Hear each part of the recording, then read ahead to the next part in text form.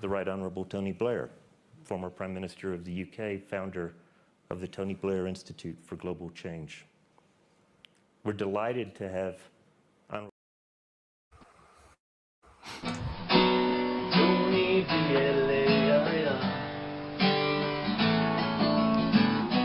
We haven't forgotten who you are.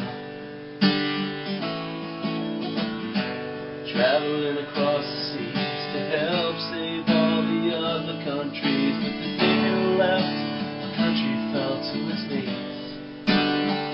So I say, Tony Blair, T-Man, B-L-A-I-R, you're in our hearts.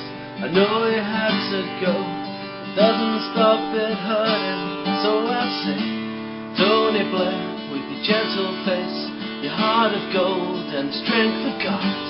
The day you left this place, the country went to the dogs.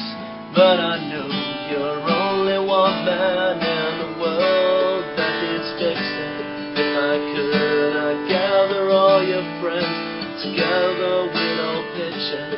And when the world was fixed, we'd gather round the people in their millions, and we'd raise the crown to the new King Tony Blair. God save our gracious Tony Blair. Long live our noble Tony Blair. God save our gracious Tony Blair. Long live our noble Tony Blair. God save our gracious Tony Blair. Long live our noble. Well, hello, ladies and gentlemen. Hello. And just before I came on air, I recorded a 45-minute analysis and breakdown of Blair's extraordinary 5,700-word essay, Simon. Meaty. Kind of ballasting, broadsiding Labour, really quite scathing about Labour and the country in general, and about basically why politics is a waste of time unless everybody does what he says. And he also went on the BBC, and there was an interview by Nick Robinson, and it was an interesting interview because, unlike many other Dark Lord watchers I've done, Nick Robinson kind of pushed back on him quite a bit. So, you know, that was interesting because Blair is back. I thought he'd been very quiet for months and months and months, uncharacteristically quiet. But I think that he's been regenerating in a Lazarus pit because he's about 10 years younger than last we saw him. He seems to have like de-aged, and clearly he's got a bee in his bonnet. Extraordinary.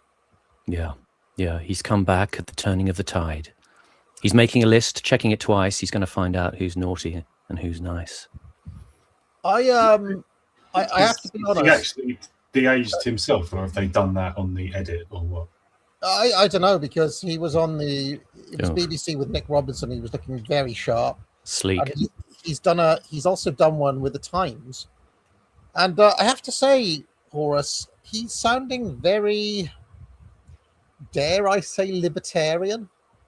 Like, he kind of praised Javier Milei, like in a backhanded way during the article, and like literally just wants to like completely dismantle the state and have it replaced with public-private partnerships and AI. Essentially, that's basically what he wants to do. He wants to just gut the state. and scrap net zero as well. So, I mean, he's close friends with Larry Ellison, isn't he? For one tech lord, like. Yes, and he's actually asked. He's asked about that by Nick Robinson, as I'll go through in that video tomorrow.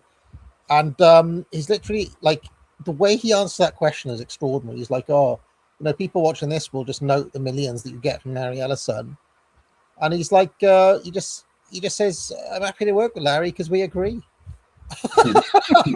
Which I thought was an amazing, just like a disarming way of just coming back on that. It was like, yeah, we think the same stuff. So of course, if he gives me millions of pounds, I'm happy about it. It's always been his way, isn't it? He's not necessarily someone who hides the truth. He's someone who just presents it from his own angle and just makes it sound like it's fine. Well, Yeah. I thought for a bit of a laugh here, we might actually watch a bit of Tone in action, because I did the Nick Robinson interview, but there's a separate one that he did with the Times that I haven't seen. Fancy a little Dark Lord watch, and then we'll hit Tone after. Yeah. It's a very seductive article. If people in the chat haven't read it yet, you should go away and have a look. It's very well done. Obviously, it's the usual Blair caveat that his priors and his assumptions are all embedded, but so softly you can't feel it. But you're aware. He presents his conclusions as the definitive answer, the correct analysis. Yeah. And everybody else is just wrong automatically and wasting time on old-fashioned 20th century ideas, whereas he is always the future. He is always the decision's already been made, really. And it's obvious what's right, and you're all just being a bit silly by not getting it. And there's a silky, penetrating way that he writes, I have to say, that it made me feel like, those scenes in Lord of the Rings where Frodo's desperate to get away from a situation, he puts the ring on, he goes into that kind of swirly dream world. he can feel the eye burning in the distance, focusing in on him. I thought, I was like struggling. No, Tone, don't go back. Now, having been through this and basically just been given into it, Simon, many years ago. Yeah.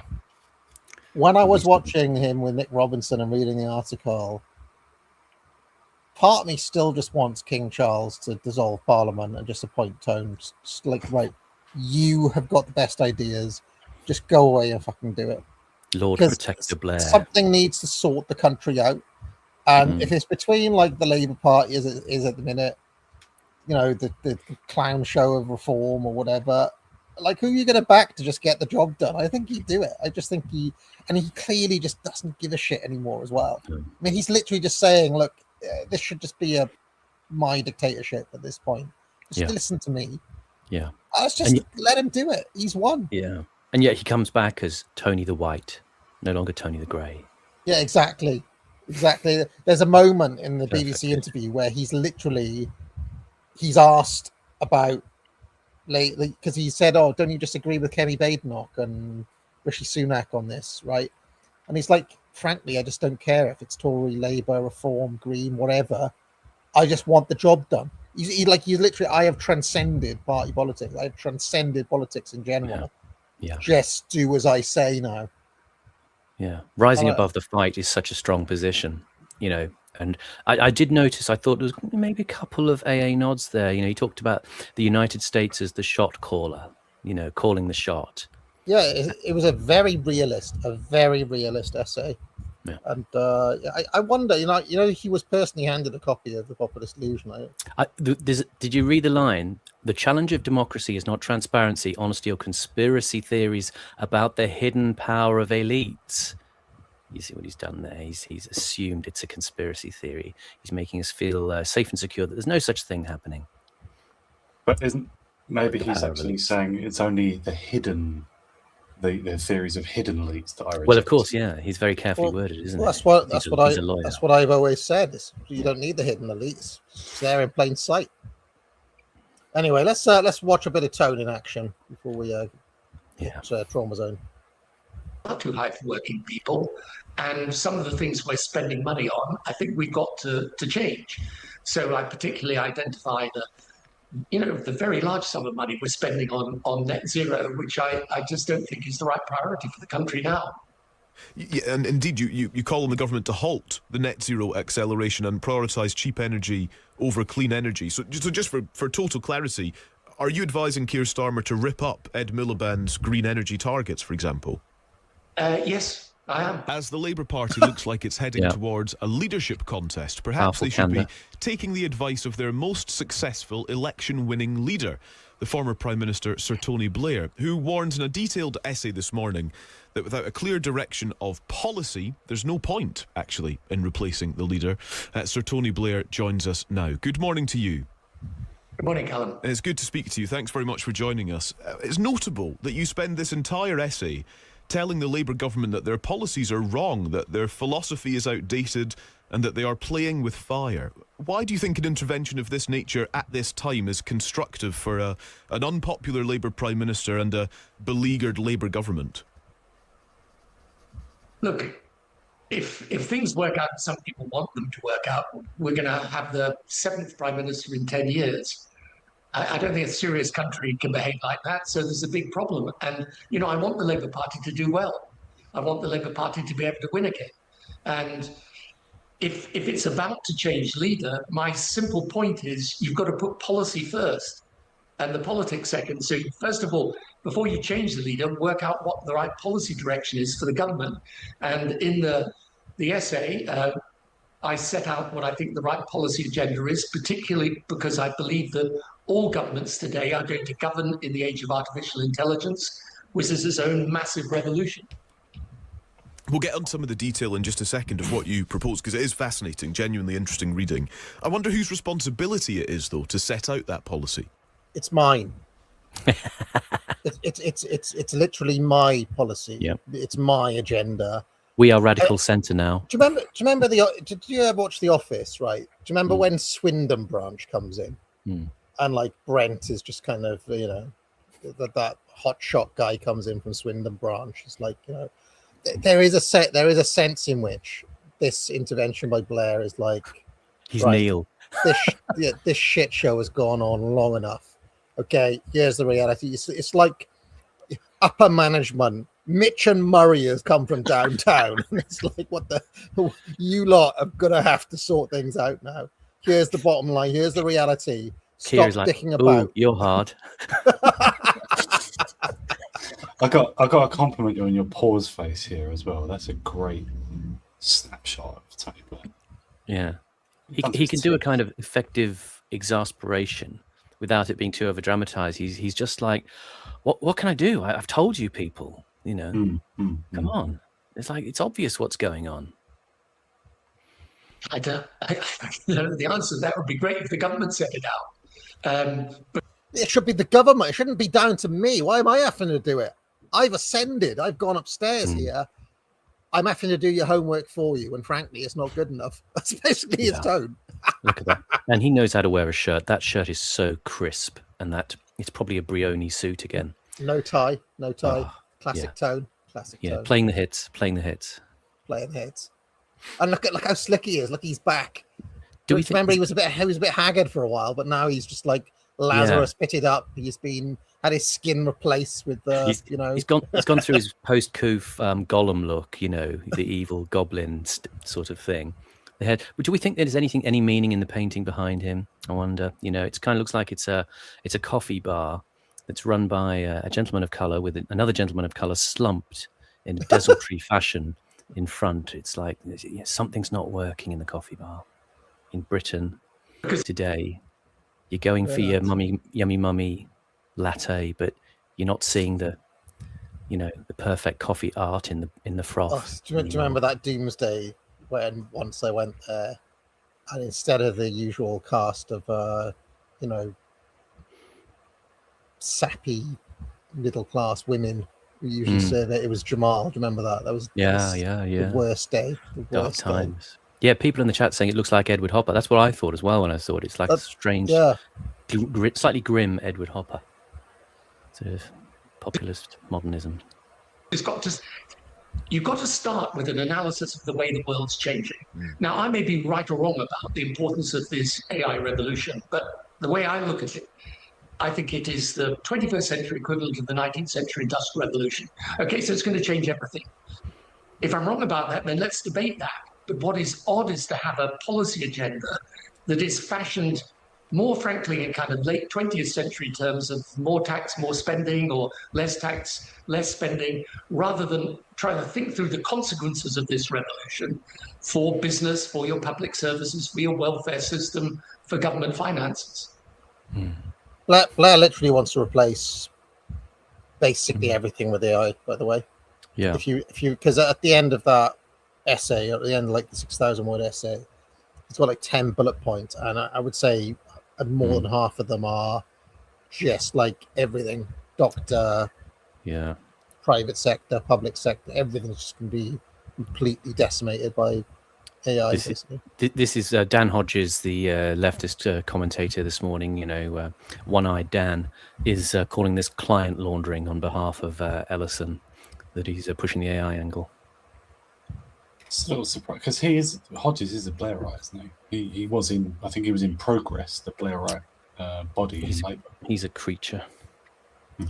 I would say one other thing though, which is that I have noticed that whether we like it or not, AI has kind of massively increased in use, and it's come in. I've started using it. You know, I have little chats with Grok all the time now. Just Grok, let alone some of the biggest ones. You know, like what's that one that Richard Dawkins went gaga over? Claude, was it? And you know, it is getting better. It is starting to be able to do better things. You know, if you some of the image creation, you know, remember it like couldn't do hands and stuff before. Now it's got a lot better. Like now it's got quite a bit better in quite a short amount of time. Have you noticed? It's good for fast information collation as well. You know, it's not that you have to lean on it so heavily that you stop thinking, but it's certainly if you wanted to go and run off, find you a batch of articles or interviews, it can do that reasonably well. Bring it back to you, then you can read the stuff that you've got. And does this still work today? I suppose is the other part of the kind of context for our discussion. You say that governments which succeed start with an idea, a project, a governing purpose, an analysis of what is wrong and a plan to put it right. Is that the same for today's Labour Party as it was for you and New Labour 30 years ago? Yes, I mean, I don't think that ever alters in politics, because otherwise, you know, what's the country been doing these last years? It's been kind of shuffling the pack, right? You try this prime minister, that doesn't work. Try another prime minister, that doesn't work. So you end up in a situation where, because there's no clarity of direction, with a clear project for governing the country, with a clear plan for governing the country, then you're constantly, especially in today's world, which is a really tough environment for politicians to operate in, you just get buffeted to and fro. That's why I used the quote from John Adams, the second president of the United States, about, you know, you've got to have ballast, otherwise you kind of totter in the breeze. Yes. So then we come to some of the specifics, I suppose. And some of these, I guess, and correct me if I'm wrong, could be almost immediate changes that this Labour government could make. So let's start with this. Are working people being taxed too much and therefore paying the price of decisions made by this Labour government? I think that taxes are too high for working people, and some of the things we're spending money on, I think we've got to change. So I particularly identify the very large sum of money we're spending on net zero, which I just don't think is the right priority for the country now. Is this not music to your ears, Horus? You know, cut taxes and slash net zero bullshit. I mean, isn't he talking sense? It's just right of the Labour Party type stuff. I mean, yeah, it's better than Rachel Reeves. Yeah. Yeah, and indeed, you call on the government to halt the net zero acceleration and prioritise cheap energy over clean energy. So just for total clarity, are you advising Keir Starmer to rip up Ed Miliband's green energy targets, for example? Yes, I am. Just love it. Just, yes. Do it. Yeah. Fucking fire him yesterday. What's the thing you talked about? Reading body language, and there's the thing of which way people move their eyes, if they're moving to the right or the left. Doesn't one signify fibbing, or one is about looking into the past? I can never quite remember. Anyway, just curious. Just curious as to what he was. Yeah. I mean, I think he means yes, no, what, or what. It doesn't really matter. Yeah, but this is a sideways is typically auditory. Right. Auditory. So maybe I don't know if you can see the guy, but he's accessing speech here rather than a visual memory, is what they say. Yeah. Because, and I'll tell you exactly why. And it's not that I'm against renewable energy, clean energy, and it's not that I'm a climate denier, but it's coming to terms with this reality. The three biggest emitters in the world today are China, America, and India. Together, they account for just over 50% of global emissions, right? All of them are pursuing cheap energy and electrification. Doesn't mean to say they're not doing renewable energy. China builds more renewable energy than the rest of the world put together. It just means that the lens through which they judge policy is cheap energy and the need for electrification, particularly in the age of AI. Britain's emissions are under 1% of global emissions. So we can't solve climate change. And to impose costs on our own business and consumers in order to accelerate to net zero when the rest of the world is not doing so. See, this is such common sense. Why does Ed Miliband not give up? Because this point is just, I mean, it just completely destroys anything Ed Miliband wants to say or do. Like, how does he possibly come back on this? He's right about this, but I mean, Blair and Brown, especially Blair, all through his time was constantly going on about, his government and everything, was constantly going on about carbon and the Kyoto protocols and fucking, what was it, the international thingy body on climate change, and like that was all flourishing under him. Like, so can't he just for a moment say, I was wrong to push that as well, because it was the argument he made was true. Like 1% of like Britain's tiny on the scale. It's not as much as he's saying he's wrong. My good esteemed colleague Hector Drummond in the chat is saying there that Ben Pyle, our friend who came on for All Watched Over by Machines of Blowing Grace, has said, I mean, what he wants to do is retain the climate change agenda. So the assumptions, the priors remain the same. That's an article of faith, but he's trying to adapt it now in this way that this is the problem with this interview, as we were saying before the stream.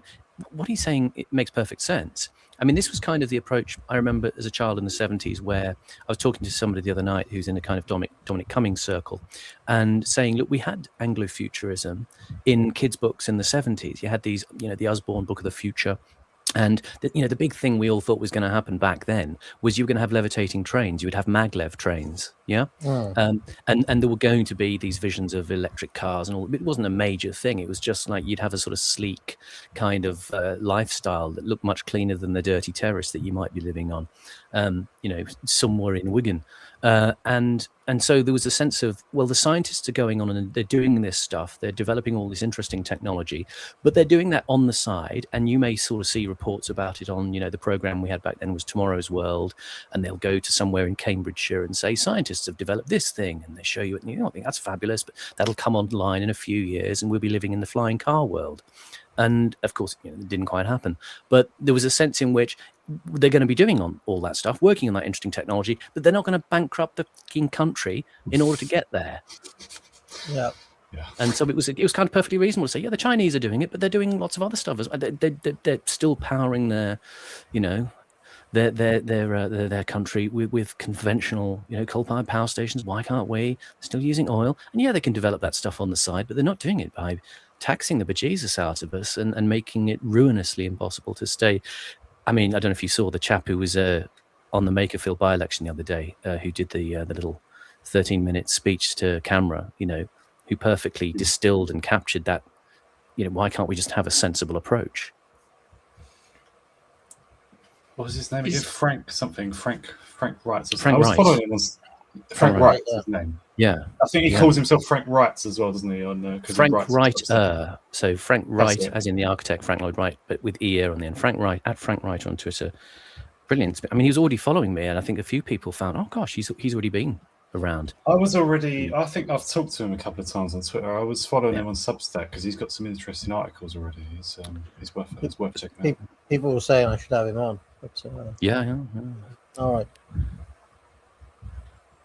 I don't understand the logic behind it, or shutting down our own North Sea oil and gas industry in circumstances where, again, I don't know of another country in the world that's doing that if they've still got a requirement to import energy from oil and gas. I mean, you've been Prime Minister. You know the gravity of what you've just said. Ripping up the Energy Secretary's plans on this would suggest that his position is untenable. You can't rip up his whole direction and policy agenda and expect Ed Miliband to remain in post after that. Well, it's really a question of explaining to the country and to Ed. Look, right now, The look on his face when he answered that question, instead of saying what he said, he just wanted to say, well, just get rid of him then. That's what he was saying with his eyes. we need to get growth levels up. We need to recognize with this AI revolution that we're going to need cheap energy and energy that allows us to power that AI revolution. And therefore, whatever is the benefit, it's not a question of ripping up the idea of clean energy. It's a question of abandoning what is an unnecessary accelerated target to fulfill that, which both imposes a cost burden and in respect of our own North Sea oil and gas industry means that we're leaving stuff in the ground we could take out and use. And what's more, we're losing the revenue from that. The way I look at it, Simon, if Labour lose and Reform come in, Farage will rip up the climate change bullshit anyway. That's one thing you can count on Farage doing. If Labour do stay in, the Dark Lord's not going to stop until he gets his way. Like, I just cannot see a situation where Ed Miliband is just going to march on indefinitely. That's what's happened so far. But it seems like one way or the other, what he's saying is going to come to pass. That's the sense I get. Because it's untenable. It's just stupid. What he's saying is right. It's just a stupid thing to do. So yeah, and if there is a process behind the scenes, like in the way that, you know, when you have to deal with terrorists, you know, in a conflict situation, even if people say they don't negotiate, they will have to sort of negotiate a way so that the other side doesn't lose face, so that Ed can be, you know, put out of place with his policy, but not lose face politically. If Tony was sensible, I think that something like that would be happening. So the other aspect of this that's really important is that if our fiscal position is tough, and it is tough, that's why we've had to raise taxes, is it sensible to be spending money on this? You also note that Britain could soon be spending more on incapacity and disability benefits than on defence. And indeed, you call the pensions triple lock unaffordable in the long term. And you encourage reform on welfare entitlements, basically. But I mean, you know better than I do that doing something like that is deeply painful politically. Can any government survive implementing that level of reform? Well, that is a very good question. I mean, but you see, when the Conservative Party at an earlier time, I don't know whether this is still their position, offered to cooperate with Labour on welfare, I would have said yes to that. I mean, anybody who looks at this triple lock long term, I'm not suggesting you change it overnight, you can't do that, but long term, it's unaffordable. I mean, it's very clear, you look at the figures. And on incapacity benefit, disability benefit, we've got people of working age, right? Before COVID, you had 2.8 million people claiming those benefits, which was already much too high. By the end of this decade, if we don't stop this explosion in claims of working age people for incapacity disability benefit, we're going to have almost 5 million people. And the state's got to carry that cost. This is why Blair was like, there's no such thing as a mental health crisis. We have to stop claiming that anxiety is a thing. Just get back to fucking work. I need you to work for the system to work, damn you. That's basically what he's saying. Yeah. This is the system's antibody. It's like Blair's like, look, the whole system's not going to work unless you do these things. Can't have all the unicorn fairy cakes and if the system's not working. So go on, horse. You go. I was just going to say, he still only half gets the problem because he says, like, the state is going to have to carry the cost. No, the state is the cost. The state is part of the cost, or the reason that it's not. The state doesn't pay anything. The people who work for the state are also obviously paid by the state, as in, like, the whole cost falls on taxpayers. Or in reality, probably just will never be paid. There will probably just be a sudden, abrupt end to the state pension, and and benefits and all sorts. The Gavin Bobby scenario. Anyway, go on, Simon. I was just merely going to say, I mean, one of the things he's talking about in this essay, which is interesting, is that, again, it's a little echo of David Graeber, whose work we referenced with Can't Get You Out of My Head, where he's attacking the idea, you know, basically Graeber's idea of the bullshit jobs. He says in one part of his essay, it is the ability to get big things done, to have leaders who are problem managers, but not problem managers, but problem solvers. So he's referencing sort of David Graeber talks about people who are duct tapers, you know, who kind of they sort of bodge things together that don't really work in order to keep them going. And I think Blair is kind of that mind to sort of get rid of that tier of just sort of useless kind of bureaucracy. And I think that's the direction he wants to go in and sort of get back to that level of efficiency. And if you look at where it's coming from, a large proportion of it is from mental health. And, you know, you compare us now with other countries, it's not the same. So you've got to, if you're looking. So people are just making up stuff to get money. That's basically, he's basically saying that there's a mental health grift going on. Yeah. Which is probably true. It's probably true.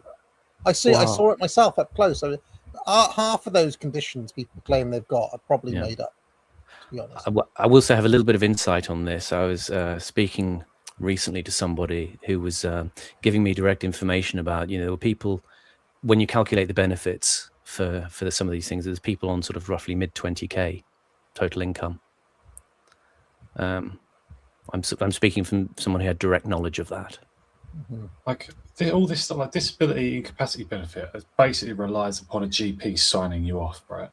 Yeah. Like people can get a GP to sign you off. People can find, you know, especially if the GP is their cousin or their sister or, you know, like from the same tribe and so on. It can be done. Like it's like whatever, like all these welfare reforms. Like Ian Duncan Smith was a big one, and like Andrew Naz, you know, all through the Tory time they were reforming the welfare state and all this stuff.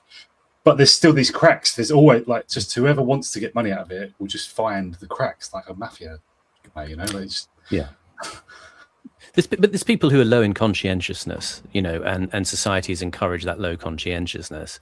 I think there is an argument to be made, you know, if I'm coming from with my Mark Fisher hat on, where talking about the way capitalism changed in the last 30 years, it became the major producer of anxiety in the way that, you know, people constantly had to go through this routine of continuous professional development and continuous appraisal and auditing their own performance, producing a state of untenable anxiety. So a lot of people did opt out of the economy. You know, it's moving to that place of, you know, 40 years ago you did your job. If you didn't do your job, you were sacked, and that was it. Whereas now it's like you're in continuing therapy all the time, especially in bureaucratic jobs or private sector jobs. You're continuously being educated and sort of monitored. And that's kind of mentally unsustainable for a lot of people. And I think there is an argument to be made there that the way the system has manifested itself in this kind of increasing bureaucratization of work, it's meant that lots of people are saying, yeah, actually, I have had enough of working like that. I just want to do a job and be left alone to do it. And you're not left alone. I worked at one of the, I wouldn't say it was a bullshit job, but I worked at one of these, you know, FTSE 100 companies. And like most of the time, it wasn't too bad, like that sort of stuff. But when you went for an interview, or also maybe your annual review or stuff, you know, performance reviews and stuff, but routine ones, not because you were doing badly. But yeah, when I went for interviews within the company and stuff, they'd be like, to tell you beforehand, we're going to ask you this and this, and then we're going to ask you questions about how you demonstrate these two qualities. And there was a list of like 7 or 8 or 9 qualities of the company. And they're just bullshit, obviously, right? And they just, like, the first letter of each spells fucking rainbow or caring or something, you know? And it was just like, how have you shown that you believe in this and this, like, through your actions at work? It's like, I can't show that because it doesn't mean anything. And it was maddening, like, because mostly the job was all right. But to advance, you had to pretend to be something you're not. It was ludicrous. And there's, exactly. You have to sort of pretend to be happy to come to work, you know, and do this crappy job. Or you have to pretend to be sort of completely engaged in this kind of deranged machismo of work where you know, somebody commented yesterday on seeing an advert, you know, where it says, you know, you see those adverts for jobs which say, do you want to work in a fast-paced, high-pressure environment? And the person in the tweet said, no, I just want to work in a job. Are you joking? Yeah.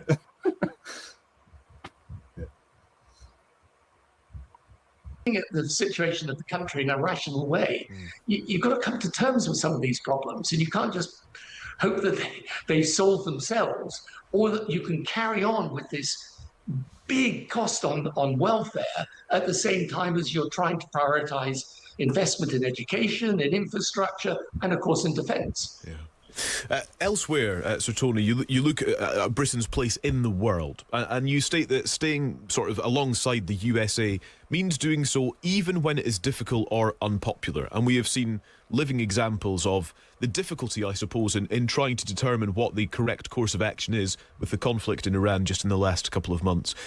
Is there any red line for you, working with a Trump administration? You know, in a hypothetical, if a Trump administration completely abandoned Ukraine, for example, or was deemed to have violated international law, should Britain just sort of nod along compliantly just to kind of keep a seat at the top table? No, of course not. It definitely shouldn't do that. And by the way, just to make it very clear, I'm not advocating that Britain, that was not part of the planning or the discussion for the Iran conflict, could have been part of the Israeli-American action. But I am saying that when your ally asks for help with basically with logistics and with support, in this case for the refueling of their planes, you've got to think long and hard before you refuse that, because here's what I think people have got to understand about our relationship with America. And it's where you have to explain this to people so that they understand the magnitude of the decisions you take in regard to this. I don't believe that President Putin, if the Ukraine war ends, is going to come back and try and invade Europe. I don't believe that personally. But I understand I may be wrong about it. And there are many smart people in Europe that I know who think, yes, he will do that. And I've got to take account of the fact that on every day in April, Putin and Russia lost more forces than the UK did in the whole of its engagement in Iraq and Afghanistan. See, I wonder if that's true, because when I mentioned Russian losses, I was completely cussed out on recent video, so it's interesting. I didn't know that he was. You're talking about a different mentality. I didn't know he was a I didn't know that he was a dissenter from NATO. He's not. He doesn't believe Putin's trying to conquer Europe. That's interesting. I assumed it is interesting, isn't it? That's kind of what I think. That's just me. What, you think Putin is trying to conquer Europe? No, I don't think he is. That's the thing. I think it's been grotesquely overhyped, the danger of Putin. If he was to invade the whole, like if he was to try and conquer, or if he now does try to claim... I don't think there's any... But if he were to go beyond just the Donbass in the current war, I would be against him. But I don't believe it's even that. I mean, well, we'll see. We'll see how that war concludes. But, like, if he was to menace Poland, I'm on Poland's side. Like, I hate NATO, but I'm still on Poland's side there. But, like, I think it's completely made up. There's just none of that. It's about the Donbass, this particular war. It's just about the Donbass, like, and how they relate to, and how Russia relates to Ukraine. And just the NAFO, NATO twats have just made it all about... It is surprising that Blair has such a sensible line on it, though. Very surprising. I am surprised. He's probably lost over 300,000 dead in this conflict. So that's why I don't think the government is foolish in saying, we've got to be prepared for the possibility of conflict in the future. But let's be very clear. Without America, we don't win that conflict. Or we can't be sure of winning that conflict. So America is not an important ally. It's an indispensable part of our security. So when they come asking for our help, you've got to think long and hard before you refuse it, because if they are an indispensable part of our security... I can see the angle he's working now, Simon. That would make sense. We should stand with them if we can. And that doesn't mean to say joining every action they do. I mean, for example, I don't think this was ever going to happen. If they seriously considered taking Greenland or something, of course you wouldn't have said yes to that. But this is action in respect of Iran, and we were being asked for support, not to be part of the military action. Yeah. You talk about radical centrism. You've talked about that before, and you drive home that point in these 5,000 or so words in this essay as well. You also talk about the importance, as you have done in this conversation, in a fascinating way, about policy over personality. But I can't escape our listeners' attention, Sir Tony, that your personality was a huge part of your electoral success. is it not too easy to dismiss the importance of personalities in politics? And does that not account for the popularity of the likes of Reform UK and the Green Party, that the characters at the heart of those movements are, in some way, attractive to a noticeable chunk of the electorate? Yeah, look, of course you're right to a degree. I mean, I'm not saying personality doesn't matter in politics, Pause. but if you take my own case. Can I just say, just comment in the chat, somebody picked up on the word there, said radical, not sensible. I will point out that in the essay, Blair has said, when he's talking about what he's proposing, he says, an agenda of this nature, radical but sensible. So he, again, he's hitting another AA word there. He believes radical and sensible.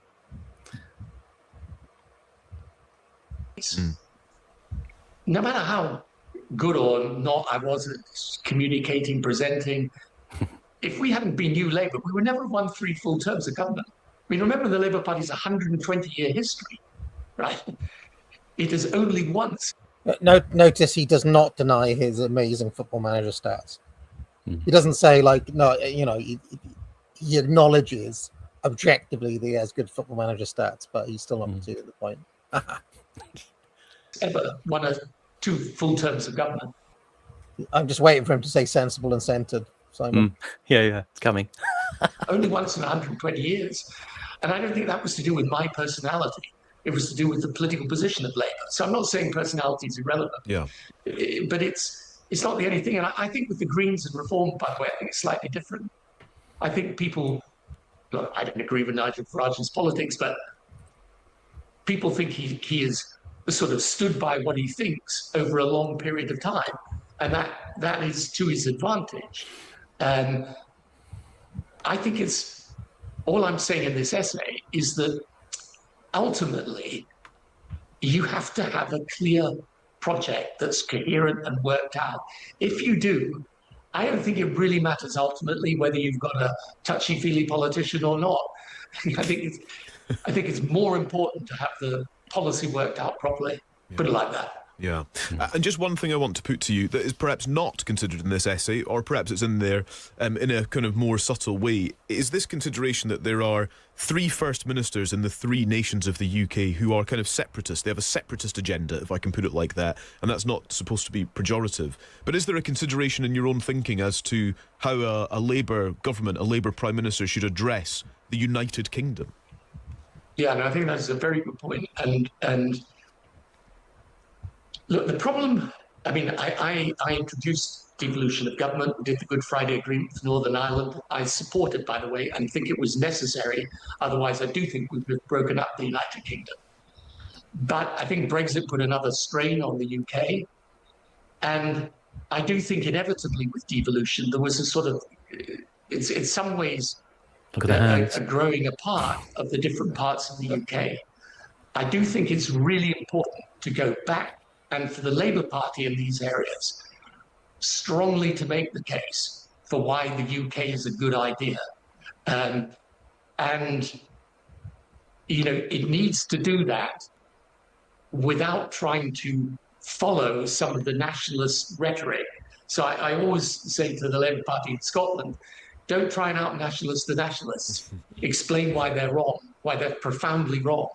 And I think you're right that it does mean that you're going to have to take a lot more time to try and bring the UK together, to make them realise that just as it was foolish for Britain, in my view, to leave Europe, to leave the alliance of its own continent, it's foolish for these countries to break up the UK. Sir Tony Blair, thank you very much. So there it is. There it is, Dark Lord. More of that tomorrow. I actually think the Nick Robinson interview was better because I think maybe Nick Robinson has the seniority to push back on Blair a bit more than that young kid that is working for the Times. Agree. Clearly, Blair could overawe that chump. That's it. He was a jobber, that Times interviewer. Yeah. Whereas Robinson could kind of, you know, press him a little bit more without being overawed by Tony. Did Nick Robinson have a swipe at Rupert Lowe in the last couple of days as well? Is that right? I saw Charlie Downs tweeted a clip of Robinson did a piece with another commentator talking about how it was the party of angry young men. So yeah, there was a gentleman's put down, as you might That's the say. BBC's opinion, is it, of Restore? Yeah, nice. Well, I mean, that's the thing. They can smuggle in their opinions under the guise of, well, we're just trying to characterize it in this sort of political spectrum as is. I will say the interesting last point there that Blair made, and this is something that struck me throughout reading his piece as well. Again, he is echoing Curtisian themes. I mean, I know I'm always saying this, but Curtis talks about that thing of the left has to capture something with the power of nationalism, but not nationalism. You know, some idea of collectivity that works, but doesn't lead to the kind of, the chaos and violence of the 20th century, essentially. And Blair being put on trial for treason as well. Yeah, you and your friends with the hoods on. I just said if I was back there, they would be my mates. Yeah. All right, guys. Well, that was fun. Let us now switch into reviewing Adam Curtis. Hold on. Look at this. Does that work? There he is. There he is. Look. Smooth segue. The fat controller is in command.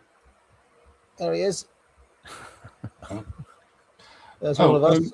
Yeah, go on. Before we move on to Curto, we sometimes do shout, sometimes do where can we find you? Like, yeah, let's do that. Let's do that now. But instead of me, I just want to give a shout out and a nod towards all the people going up and stomping the street for restoring Makerfield. Just well done to you. You are doing so much more than I thought Restore could muster. There's obviously real enthusiasm and people are actually making the effort and traveling and going and doing the work. I just think that's really good. So. Good on you all. Yeah, seconded. Yeah, no, I also, I don't know if anybody caught Office Hours yesterday, but the Brendan O'Neill article, which was slamming those same people that Horace just talked about as nerds and kind of oddballs, and what a disgrace, because they are deranged. They are literally just normal people if you see them in the pictures. So obviously, mums and dads and kids, and it's just they're just obviously normal people to be smeared. And he was trying to make out that they were crusade LARPing internet weirdos. And such a dishonest characterization. And he did that faux chud bluster down the pub. He's effing what we'll give them what for kind of thing, It's like, bloody idiots think they are, Come on, Brendan. What the heck? Brendan off the site. Awful man. What is he about? Let's not go. It's a whole other topic, but Spike. But it read badly. It read badly for him. It did. Yeah. I wonder if more people watched my stream yesterday than read his article. I would be willing to bet that more people watched my stream on it than read his article. But anyway. But before we get going here, there are literally days left to get the promo code COOL discount. I did do a webinar yesterday, and I didn't know that the webinar is capped at 65. Such was the demand for this that I may well just put it out on the channel. I don't know if anybody was able to catch that webinar who was but it was pretty hard to get into, and I think people were, as one person went out, another person went in, so I might just stick it out on the channel so people get to I basically spent an hour trying to fix this absolutely awful Substack article about AI slop, but it was written in the worst possible way. And I go through some principles of good writing and so on, just to try to encourage people to sign up to Foundations of Writing. I think the reason it was a difficult one, actually, was I think there's that tagline on the advert, isn't there, about the foundations of writing or whatever, that you say, in order to think clearly, you need, or to write clearly, you need to think clearly. Or But the thing is, she just couldn't think clearly. So she just has no idea what she's trying to say at all. All right, let's play the promo and then we'll hit Curto. Everybody wants to be cool, like this guy. This guy is cool. Do you know who else is cool? People who do courses at the academic agency. And you too can be cool by getting a course today with promo code COOL, which gets you 25% off all courses today. Promo code COOL. All right, guys, so let us now pick up. We were about 40 minutes in, and there is a miserable Russian woman sleeping. Yes.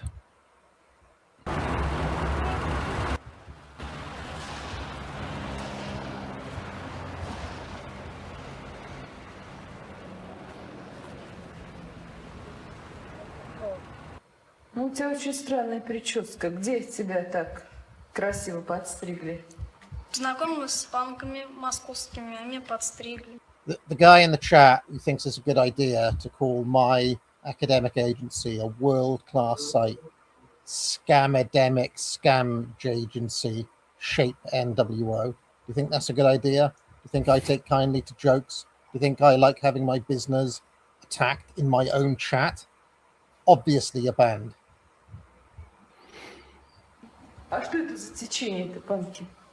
Ну, это люди, которые любят свободу, там терпят насилие. Там. А ты не свободна, да? Свободно. Последний раз когда в школе-то была? Год назад. Год назад. А Did we say родители this is когда like about последний раз видели? 88 sort of time? Is that right? 89. Мая. В мае месяце. Значит, полгода не была дома, полгода не видела родителей. Лен, плохо. Но мне кажется, у тебя что-то случилось. Да, у тебя ничего не Ну, у тебя ничего не скажет. Ну, ясно. Потом тогда расскажешь.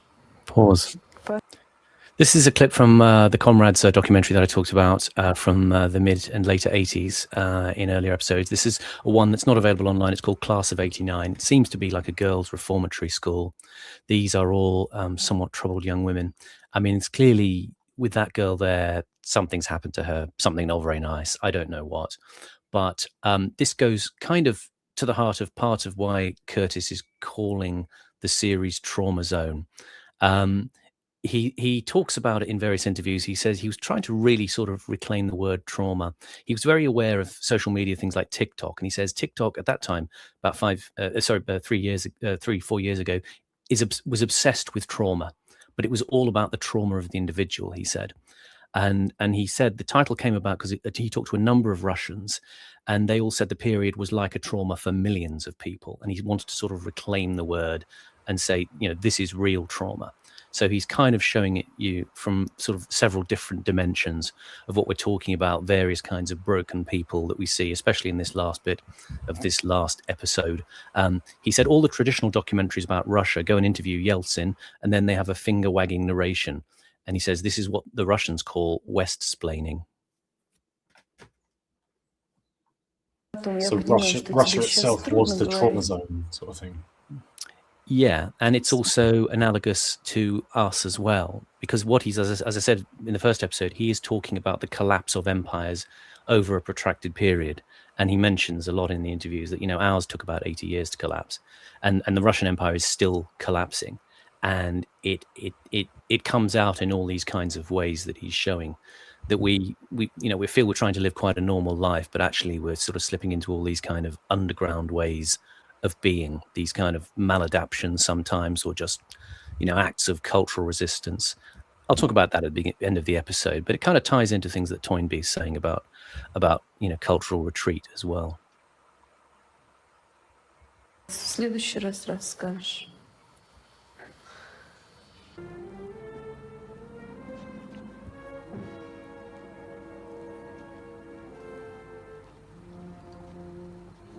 No, Kim Philby. Yes. Real piece of shit. Well, it's kind of interesting that he's someone who betrayed his country to get to the Soviet dream, and then when he got there, he hated it. Yeah. Like Guy Burgess moved over there at the same time and just drank himself to death. Yeah.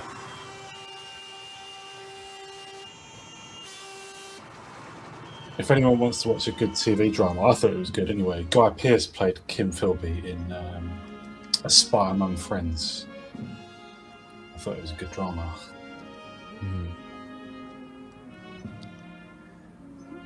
Curtis talks about this on the blog. He says it's an amazing record of a weird communist state funeral held for an upper-class Englishman in a Moscow graveyard in 1987. Standing all around are the faces of the Russian side of the spy world, and it is great to look at their faces peeking out for a moment from their traditional secrecy. They gave him, when he defected, they gave him quite a high rank, like, I don't know, like major or something, quite high. Yeah, probably. And, but they didn't trust him, apparently. They just, because he's a traitor, obviously. They continued to apparently open his mail and everything until he died. Yeah. It seems like he was quite erratic and probably had a bit of a drink problem himself, and was quite angry about the state in which people lived. He blamed Guy Burgess for him, Philby, having to move there, and he never wanted to be there, and didn't really like it, and I don't think he liked the people he met, and generally unhappy. Although he did meet a Russian wife, is that right? That's I imagine. Yeah, I imagine this guy is a hero of Soviet Union. John McDonnell. Yeah. John McDonnell's Philby? Yeah, he's got Philby posters on his bedroom wall and stuff like that. Yeah. This is going back to the BBC 1977 clips from the Togliatti plant, but actually, just to say that Curtis is actually talking about really a period much later from the early 90s where Togliatti was pretty much riven by gang violence. This is the Avtovaz plant. And how he'll tell, how Boris Berezovsky got in and managed to sort of siphon off loads of the cars and turn them into money. And this was Curtis. It's difficult without sort of perhaps knowing what he's going on about here, but he's analogizing the way that the Soviet Union was playing with an economic experiment of free marketism. And he said what was happening at the time when he was putting this documentary together was that, obviously Liz Truss came in and tried to do a similar sort of thing, and the markets kind of, felt it was going to collapse the economy. But the problem then was it went back to the conventional sense of British politics, the adults are back in the room, we want to stabilize things. And he said the irony was all the people who had been calling for change were now again saying how wonderful it was, like Andrew Marr, he talked about how things have gone back to normal again. Again, it was that sense in which the elites sort of kind of don't really know what they want. They play with these ideas of having a grand economic regime change, and then when it looks too destabilizing, they kind of pull back into this stability where nothing changes. By the way, were these called Togliatti cars? No, these were Lada. This was the Lada plant. Okay. And this was, this sort of got really, really very violent. There were lots of Afghan war veterans in the town in Togliatti. Togliatti plant is the biggest kind of industrial production site in the world. It's absolutely massive. I'll put a picture up of it. And the kind of, one of the things that Curtis says is there were actually people killing each other on the factory floor. I couldn't really find evidence for that, but there were a lot of killings, gang killings related and around, and you could sort of get the sense that, well, if it may not have been on one factory floor, it could have been in the Togliatti complex, because they did literally kill a number of people, like about 65 employees, including managers, were killed. But it's very hard to find stuff in English language. I think there's more stuff in Russian language on what was going on at Togliatti, but a lot of it was these Afghan war vets fighting with things like Chechen, criminals who were coming in to take advantage and just, take the stuff out of the factory, convert it into hard cash, sell stuff off, because they could get away with the state producing it at a sort of nominally negligible cost, and then taking the larders away and flogging them for a big markup. But it did get very bad. Between about 98 and 2004, there was about 550 people killed, and it got even worse as well. The sort of running gun battles, 3 people a day were sort of getting knocked off by the gangs. That's not just end of the Soviet era. You're talking about well into Putin's time. It does get that way, yeah. But yeah, it was pretty much from around 1988, 89, and sort of through the 90s and just nudging into the early 2000s, and then they launched something called Operation Cyclone to try and get order. They literally sent in the military to sort of get control of things again. And meanwhile, Berezovsky was in this operation of trying to sort of reconfigure the business as a consultant almost, and in so doing, again drain the place of its resource. That was what essentially was happening. Togliatti was a very inefficient place. You know, I mean, it would take about 450 man hours to make a car, right? And that was compared to about 15 hours if you're in Japan making a Toyota. So it could kind of just sort of rumble on, and a lot of people were employed in the town, but it was grossly inefficient. So people just siphoned off the resources in order to make money elsewhere.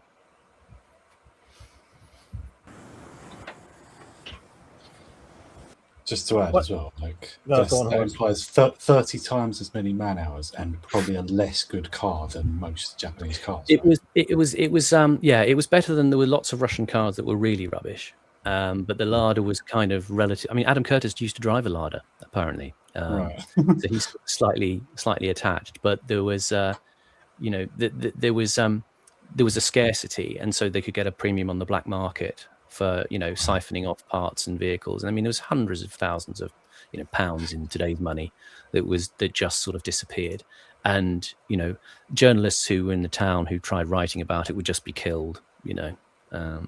Because they kind of knew too That's much an about it. awful situation. Like if gangsters are taking over stuff, I mean, you're in a really dire state. Yeah. That's just awful. Yeah.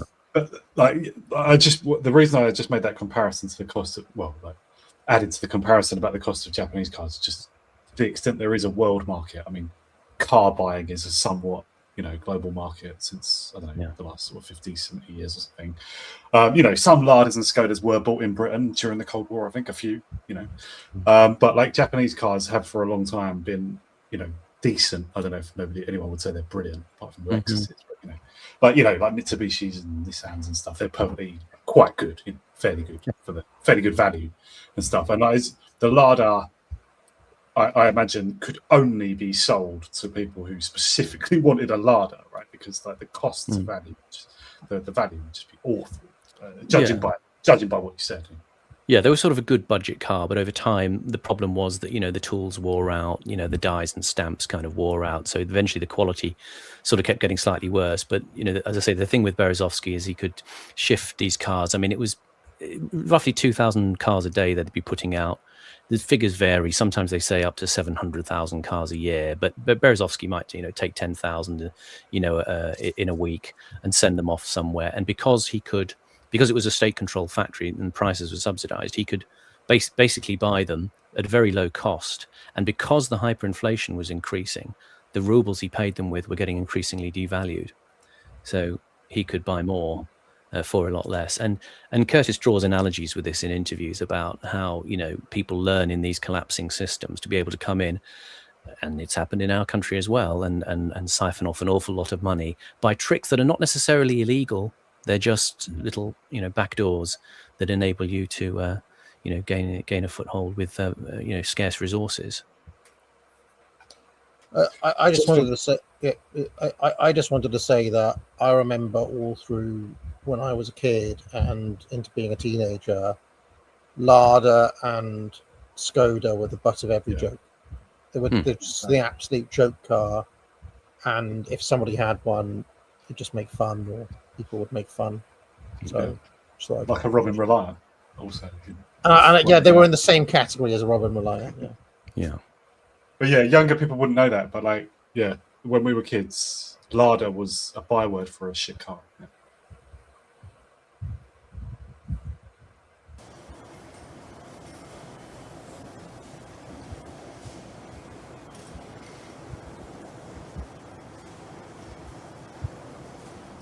Skodas come from Czechoslovakia, don't they? But Skodas win prizes and stuff. They're notoriously good cars now, I think, according to some awards. Anyway. Well, I seem to remember there was some period where both of those cars had a major kind of image change. I want to say in the 2000s, when all those Eastern Bloc countries joined the EU, there was a kind of like, actually Skoda and Lada are quite good cars now. And they had a kind of PR image change at some point. And it was suddenly socially acceptable to have one. Yeah. I mean, again, a thing that Curtis is doing here, he's comparing it with, he talks on his blog about this was called gangster capitalism, and people thought it couldn't happen here. He said, but 10 years later, something rather similar did happen in the Midlands. Starting in 2000, one of the few remaining bits of British Leyland, the Longbridge plant, was brought to its knees in very much the same way by its own senior managers. They siphoned off money that was supposed to help rescue the plant and instead used it to enrich themselves. In 1999, BMW had given up on what was now called the Rover Group. A Rover manager called John Towers dramatically announced he had created the Phoenix Consortium with a Rover car dealer called John Edwards and 2 other directors. Their aim was to rescue the company. And then the government report came out and told what actually happened. They'd restructured the business, and they did it in a way that ensured, many economic benefits flowed not to MG Rover and the thousands of workers, but to the directors themselves. So, nothing changes. Remember that being in the news at the time, and unfortunately, you get, sort of one side of the debate will take the shit position, so you get a shit debate, and it was that we've got to save this because this is a classic British brand. The same thing happened when Cadbury's was bought out by Kraft from America. It was like, so it's a British tradition. It's like, yeah, but I don't like Cadbury's chocolate though. I mean, and at the same time, the real reason was what you just said, the real reason to actually care is that this is corruption or this is malpractice. Yeah. He talks about the people in Phoenix Consortium in the UK when they were doing this. He said literally one of the guys went out and bought a piece of software called Evidence Eliminator, and then lots of files that would have been useful in the situation sort of disappeared from the company. People got to realise Britain is not above corruption whatsoever. There's plenty of it. You surprised me. Usually, but yeah.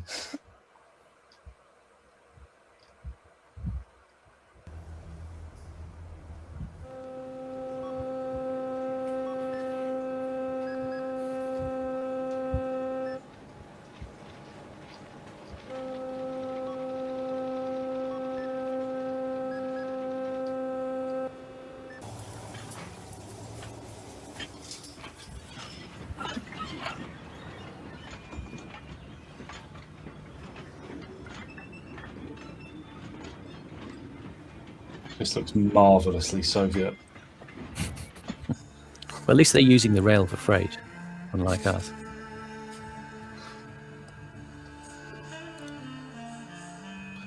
Does everyone remember when Berezovsky died? Yeah, wasn't he found dead at his home in, south of England somewhere? Yeah, Surrey or Sussex. Yeah. He was unexpectedly died, right? I don't think there's ever shown to be murdered, but he was an enemy of Putin, wasn't he? That's why he was in Britain. Yeah. I think what Curtis is doing this footage, the fashion show, it's kind of a sort of, counterpoint to that stuff about capitalism. It's sort of posed formality and a society which you kind of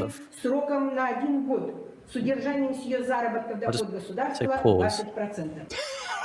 I was just going to say I shouldn't have tried talking over that. I think the fashion show it's kind of where you're sort of simulating the propriety of how people should look and behave, but it's this idea that Russia comes in and takes on this experiment with extreme capitalism, and there isn't any of like you said, Horace, we have this kind of supposed moral scaffolding around capitalism. We have this sort of Western bourgeois morality about how it should be conducted, and our progressive governments fight what they think is a kind of action to instantiate controls and safety guardrails on that capitalism, but in Russia it becomes this kind of simulation.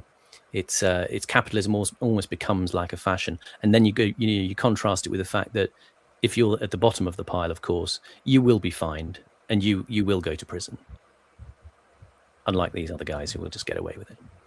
And a 20% reduction in your wages as well. Wasn't the whole thing that the founding fathers talked about with British corruption is that a certain amount of corruption is baked into any system. It's just what is the tolerable level of corruption versus an absolute shit show. I mean, I always remember the book Why Nations Fail. Anybody ever read that? And they were talking about, it's not like Britain and America don't have corruption. Obviously they do, It's just a kind of, it's low enough, or it's, you know, that the rules are enforced enough that most of the time the system functions well, and that, you know, things actually work. Whereas in a place like Africa, the corruption is so total, you know, it's like the Empire of Dust. You know, you sign a contract and the people don't actually do the job. Or like even in places like Italy, I've heard it can take like 3 or 4 months to do a basic fix on something. Whereas here, okay, it might be more expensive or whatever, but at least the job will actually get done at the end of the day. And that this is the difference. That doesn't mean that there's no corruption in Britain. It just means that it's still less than some of these other examples. Yeah, and this is the point he was making with the trap, is we tried to devise systems whereby self-interest and venality was kind of brought into the system and made to work by changing the incentives for people and increasingly bureaucratizing modern life. You gave people's, if you like, their egotistical and criminal urges somewhere to go, so they could game the targets by being hospital managers or being public service managers and you know, fiddling how they got their figures down rather than fingers in the till, because they would still get their bonus as a result of, as a reward for complying with that system of management. Sorry, a guy in the chat saying Empire of Dust is about tardiness, poor organization, low IQ, not necessarily corruption. Look, there are contracts signed in Empire of Dust and he turns up. Remember when the guys just haven't turned up to do the polls? That is a dereliction of a contract that is signed. If that happened in this country, that company would be sued, or that company would be put to task, or there would be consequences for not following through. So this is like what I'm saying is the difference between corruption being absolutely endemic in a system and there actually just being a low level of, you know, relatively manageable level of corruption. You know, in Empire of Dust, those same contractors, you know, if you wanted to do an under the table deal with them, you could. You try to do an under the table deal in Britain most of the time, and the police might show up. You see what I'm saying? Like there is there is an actual difference between proper corrupt places and somewhere like here, which is not to say there's no corruption. And I actually think that Donald Trump represents a kind of step into further corruption in America. I think America is currently kind of going through a deeper endemic level of corruption than they've been used to since the founding fathers. That's what I would say. In Britain, I think probably this applies to America and one or two other places, maybe Germany and a few other places as well. But there's like what makes it sort of less clear and less obvious that, you know, corruption goes on and is in some ways kind of normalized or even legal, you know, and thus sort of routine. But like the thing that shrouds that is that there is a very good sort of platform of governance, of corporate governance and other bodies, you know, like a lot. I think that's one thing that England probably, and as I say, a small handful of countries worldwide excel at. And what good governance enables is that you can join an enterprise. Doesn't have to be a business enterprise, but, you know, any sort of body, knowing that you're working to a certain charter or a certain set of, you know, principles and stuff, and that everyone's signed up to that and will be held to that. That enables a common understanding to work on, like rather than having to wonder whether this or that person is just running it as their own thief, or because they actually can't, you know, in good governance, like, or they're prevented in 10 different ways from doing that, you know, or they're just there to draw out as much money as. Obviously that failed in the case of what was it called, you know, the Rover plant. Obviously it failed in that case and some others, but compared to the rest of the world, England does excel at that. You know, well, I mean, governance, you know. just look at what happened to Angela Rayner as an example, right? Now you could say, well, okay, she's not in the club, right? You know, if it was a made man, let's say if it was Peter Mandelson or something, you know, she wouldn't have had that. But actually, it did happen to Peter Mandelson, and actually, it did happen to Angela Rayner. The point, and you know, every once in a while, there's a kind of expenses scandal or something, which shows that people are actually held to account once in a while. Yeah. Yes, the Schmittian exception. Yes, there will be corruption. Yes, there'll be, there will be some people doing under the table deals and so on. But there's enough of that enforcement of the kind of basic norm that the country... It's still a norm in people's minds. People still expect it. So yeah. Exactly. Versus in some other places where, oh, well, I'll just pay off the judge. Some like proper like Tim Pot dictatorship in South America or something. Oh, I'll just pay him off, or my dad's a gangster, so it'll get me out of it somehow. You know what I mean? It's just like, guys, I've been to a couple of third world countries where the border guards were openly taking bribes in front of everyone. It was disgusting. It was shocking, but it was the board, like it was the openly done. Like, it was unbelievable to watch. But it made you value Britain, where that's like much less common. Much like there'll be an outcry against it. I mean, будут 20% высчитывать и все. Сделала по глупости. Работаю вот сейчас и стройхозяйкой. Все у меня вещи в руках, все у меня материальная ответственность на 30 тысяч на моей голове. А вот видите, по глупости, что делалось. Что это стакан вина, что это делает.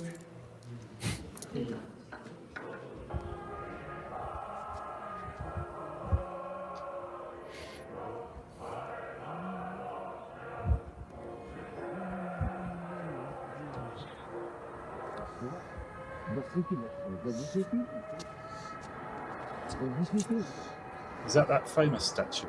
Yeah, that's the Mamayev Kurgan Memorial again. Seems to be located in a lot of this footage. Volga Grace? Yeah, you sort of can't tell whether they're sort of in grief or drunk or both. Phobos means what? That's a Greek word, isn't it? Fear. It's Phobos 2. The moons of Mars are Phobos and Deimos, which mean fear and terror. And this was the probe they sent. It's it can get to be a bit of a spooky story. It's one of the sort of UFO conspiracist type of favorite subjects, because Curtis will tell, but the probe, we'll see. We'll see what happened to it. That's the funicular in Tbilisi, up what's called a Mount Metatsminda. The important shot here is he's just going to come up to it. It's going to be a shot of like a church building, which is what's called the Metatsminda Pantheon. And that's where all the great writers and national heroes, there it is, of Georgia were buried, including Stalin's mum, apparently. But not Stalin? No, he's at the Kremlin. He went to a seminary in Tbilisi, didn't he? That was his schooling. That's where he was from, yeah. His senior school. Well, he was from a smaller village, I think. Well, he's from Georgia, I mean, yeah. Yeah, he got educated in a seminary, an Orthodox seminary in Tiflis. So,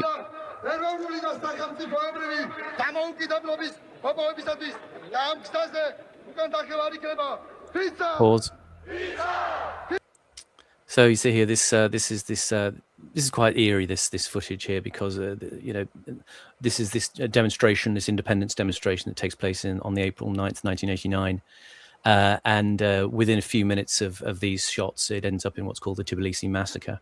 That guy on that picture in the background, he's a Georgian national hero called Kakutsa Cholakashvili, and he was essentially a Georgian military officer, and he was a commander of the anti-Soviet guerrillas. So he was regarded as a national hero. He had been in the Imperial Russian Army, but then when the Bolsheviks came in, he was somewhat against them, and he took a sort of band of guerrillas into the mountains to fight against the new Soviet government. And his remains actually at this time were still actually buried in Paris when he died there in 1930. But then eventually they brought him back to go into the Pantheon building I told you about a little earlier. We're going to see that there's a churchman who is addressing the crowd, saying, do you want, the Russians are here, this is going to end badly, do you want to retreat to the church? That's the patriarch Ilya II. He was the head of the Georgian Orthodox Church. And he was telling them, the danger is real, something is going to happen here very shortly. And so you'll see what happens next.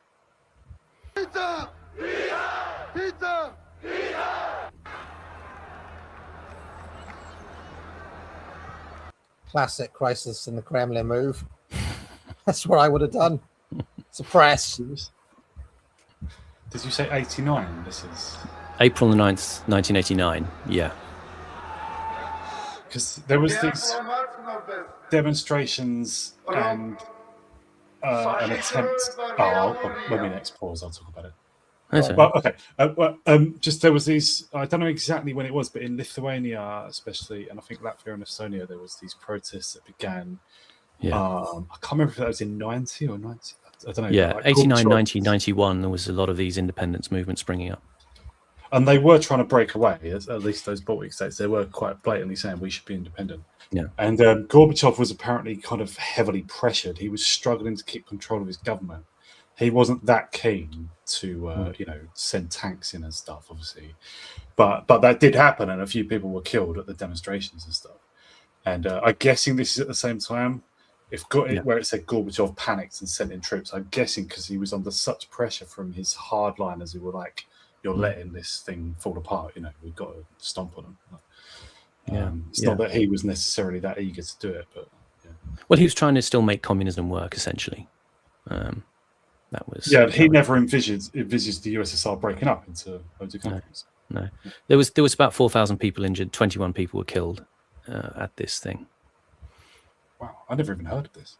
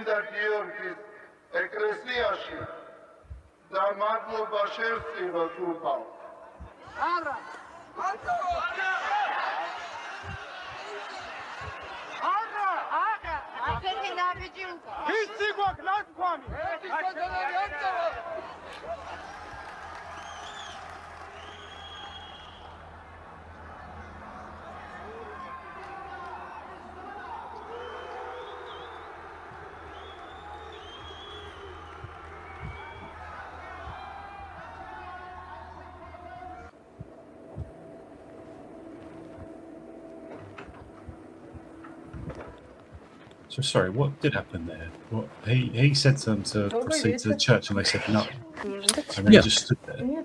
Yeah, and then the Soviet troops came in, and they used a lot of poison gas, and Bloody hell, really? a lot of sticks, and kill people. Did we see that?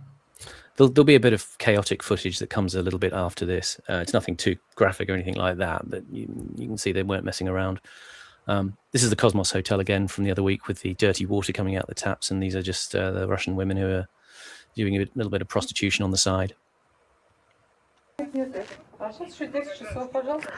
нет, там за мной никто не смотрит. Да не бойтесь. Я ей говорю, что до 11 часов по закону вы можете находиться в комнате. Ну и что? А я вас хочу благодарить. Нет, она не будет благодарить. Спасибо большое. Что, наверное, он вас долго не говорит.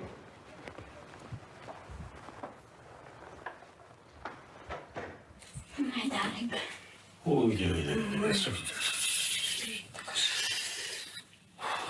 It's cold.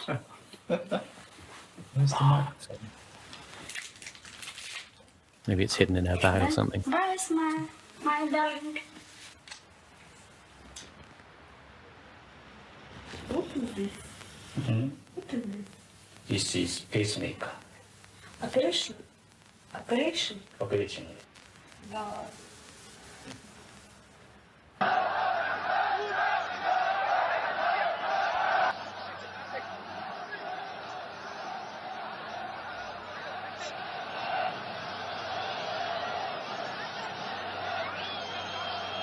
mouths.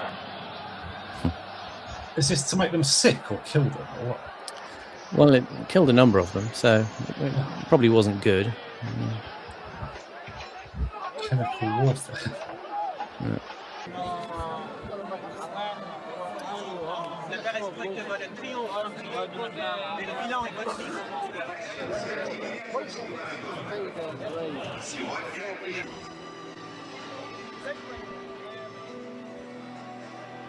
What?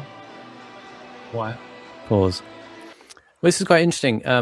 This is obviously, perestroika, glasnost. Perestroika is the word for the sort of economic restructuring, and glasnost is this idea of openness.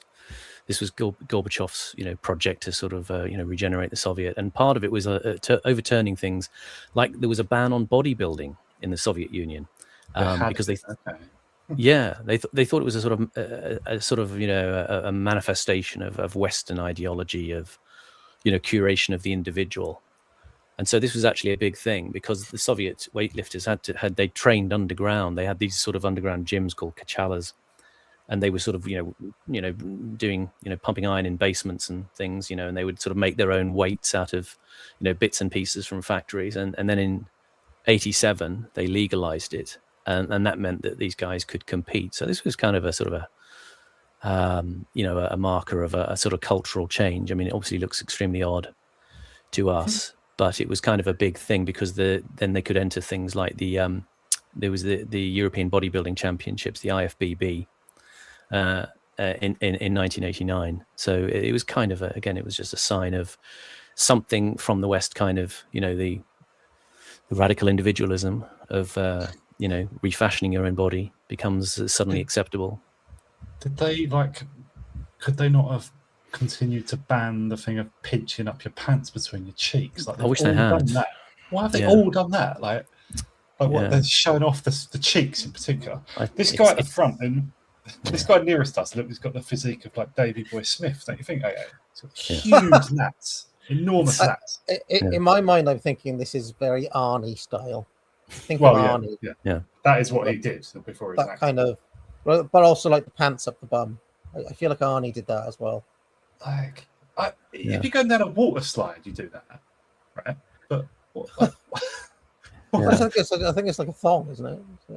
It's just a pair of sort of like weightlifter undies kind of things. I mean, I did, in doing a bit of research, a few of the pictures of these guys came up, and I must say they're very impressive. I mean, I don't think they had access to steroids. They might have done, but they put in the hours. The Soviet weightlifters, I can say that. Bodybuilding is impressive. It takes a hell of a lot of work and discipline. Yeah. But one thing, I can see why it was banned, right? Because when you try to convince people that they only need like 2,000 calories a day to live, or whatever, to work like a 12-hour day, 6 days a week, you do need people to not be eating like 4,000 or 5,000 a day and like 10 eggs, Yeah. I mean, that's an interesting question. Yeah, where were the extra calories coming from? It's interesting. They did. You can't get it. They always did well at the Olympics, though, the USSR, didn't they? Even like into the 80s.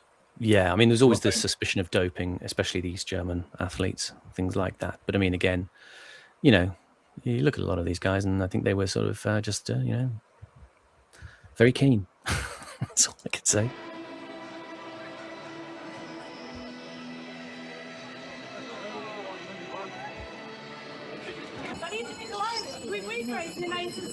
That picture in the background, Marx, Lenin, and Marx, Engels, and Lenin. There's variations of that, aren't there? There's sometimes it has Stalin, sometimes it has disgracefully airbrushed out comrade Stalin.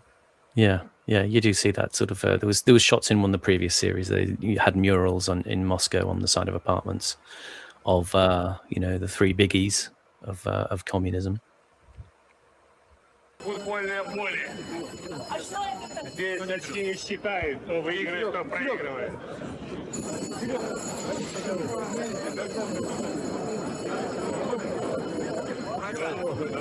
See, part of me just thinks, looking at Yeltsin here, this is Trump, this is Javier Milei, this is Farage, this is just like their man. This is their man. You want to understand what I'm saying? Yeah. That's what I feel like. This is David Ball. The pantomime leader sort of shoved to the front. Yeah, as we absolutely ransack the country and, the special interests. Yeah. I don't know if Curtis's caption really related it correctly. Like it said, Yeltsin thought that perestroika wasn't working. I don't like.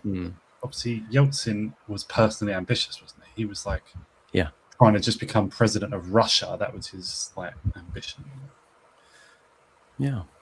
Rather than saving the Soviet Union.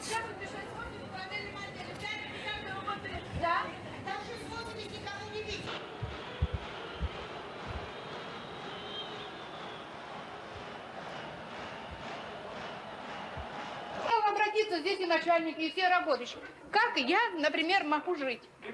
Вот это вот забастовка. До чего она была? Я Vorkuta, that's an согласна, infamous ребята. Согласна gulag с вашей place. работой, Oh, согласна we с talked about вашей that last week. That's Можно right. мне сказать?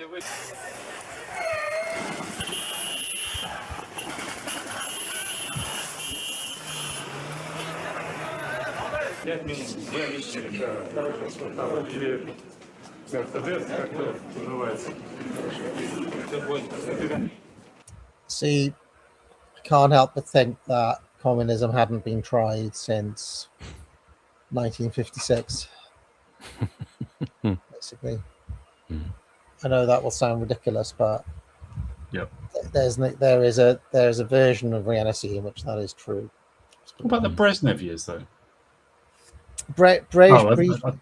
Yeah, I mean, the thing you got to remember about Stalin is that he was very much the high-low middle mechanism.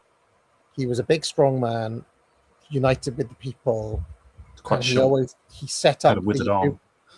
he set up the middle management, the bureaucracy layer, as the enemy in a way, whereas Brezhnev was literally that middle management layer in charge. Does that make sense? So not re-deepening the communist system, just continuing. I mean, that was always the criticism of the Soviet system, wasn't it? When I was a kid and in the 80s, it was always like these old dead waxwork kind of characters that were just completely lifeless, who were just pushed to the front of the balcony on the May Day parade, and they were sort of interchangeable, and they were very old men, and they all kept dying, and they had no kind of real, they weren't like motivational leaders, let's say, like effective managers, as the woman said last week about Stalin. I remember, I think it was Charles Powell, actually Charles Powell, but or Margaret Thatcher, one of the two, talking about when Thatcher first met Gorbachev, and they said, she'd met people from, at least, maybe not the men themselves, but from Brezhnev, from Andropov, and from Chernenko. And they said, they couldn't really talk normally because, it was either the leader themselves or an ambassador or whatever. But they were so rigid because it was almost like they had to keep phoning home to ask what they were allowed to say and reply to every question. They couldn't, but they had documents to consult, like what's an acceptable answer to all this. It's like, they couldn't negotiate normally. Someone in the chat saying, could you say Starmer is a kind of Brezhnev? Yeah, I mean, I think that. The Western system has atrophied to the point where, if Blair was Stalin, Starmer is, or if Thatcher was Stalin, or if they were figures from that kind of era, like the Lenin and the Stalin, we're now in the I've got the. I mean, Joe Biden was very Brezhnev-y, wasn't he? And this is why people have made the comparison between Trump and Gorbachev before now as well. So, yeah.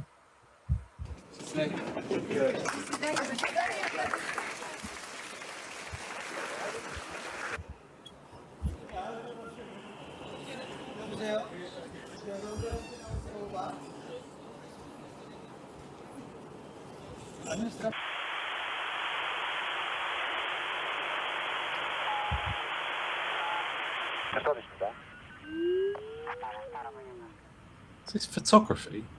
Yeah. Pause. Oh, but by the way, sorry. Yeah, go that on. UFO stuff from last week that we talked about.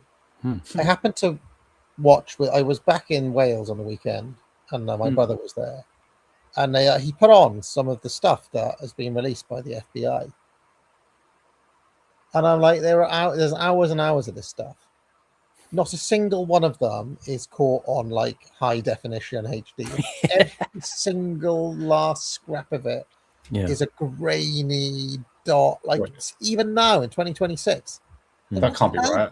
That implies it's bullshit. So I'm just saying that it's like everybody's got a phone now, a HD definition phone, and yet all the footage is this grainy security kind of heat cams and all this sort of stuff. One frame every 2 seconds and stuff. Yeah. I've got a friend who insists on all this stuff, and like, yeah, that's what I've said to him loads of times. Can you just find me one bit of? I mean, I know he can't because I would have heard about it already. But like, just find me one bit of footage of clear footage of a UFO. Just why not? Like there's all these hundreds of thousands now of instances of contact. Just fucking film one of them. Like, it's simple. But anyway, yeah, that doesn't seem to bother him. So they sent out a couple of probes on the Phobos mission, and one basically had computer problems and died on the way to Mars. And the Phobos 2 was, as you see here, it was just literally approaching Phobos, this moon of Mars, and it got within about 50 meters, and then it just completely cut out. And there's all sorts of conspiracy stuff built into this if you look into it online. It basically, the technician who was watching told the guys to take some pictures as it was approaching, because they realized they were losing computer power in the remaining vehicle, and it caught these sort of enigmatic pictures of the surface of Phobos. And one of the things that it seemed to show, and which there was much debate about, was it seemed to be there was a strange shadow of something that was behind the vehicle as it was approaching the surface, and it looked like a kind of elliptical shadow, like a sort of cigar-shaped shadow. And people, proposed that this might have been some alien vehicle.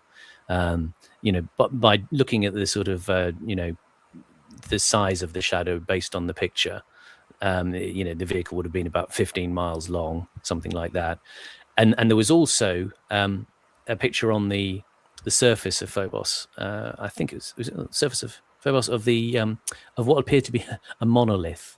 Basically, it's a very strange, anomalous kind of looking. It's speculated to be some sort of rock debris formation. I mean, these moons of Mars essentially were bits of space debris smashed together, which then began orbiting the planet in the beginning. And this particular monolith was there. I mean, essentially is the kind of, it casts a very strange straight shadow. It's basically the shape and form of a skyscraper, so it looks kind of, it's about 300 foot high. It looks very strange. But the fact that the spaceship cut out, its contact with mission control at this point has led to all sorts of speculation about it. The interesting thing, I looked on the wiki entry to start with, and there was an interesting paragraph there about Phobos 2, which I thought I'd read out. It said Phobos 2 started to develop problems during the interplanetary flight phase of the mission. By the time the probe reached Mars orbit, 2 of its 3 computers were malfunctioning. One computer was completely dead, and a second was starting to fail. Since the probe depended on 2 computers to agree on any decision, the one healthy computer would not be able to control the craft because it could not outvote the 2 bad computers. I felt there was something about democracy in there. I don't know. It just seemed like a resonant paragraph. But what's that saying about democracy is 2 wolves and a sheep? The healthy computer can't outvote the bad computers.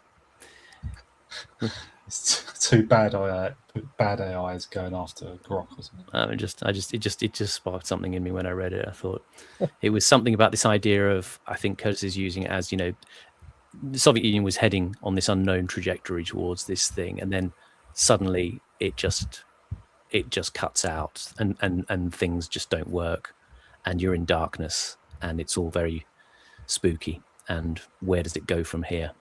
It's another metaphor that he's using with the footage, I think.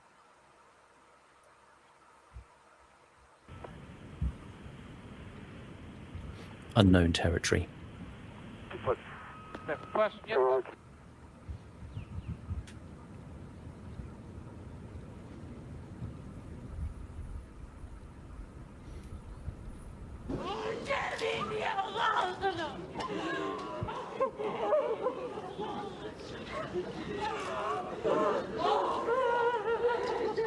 Never heard of this instance before. They killed dozens of people.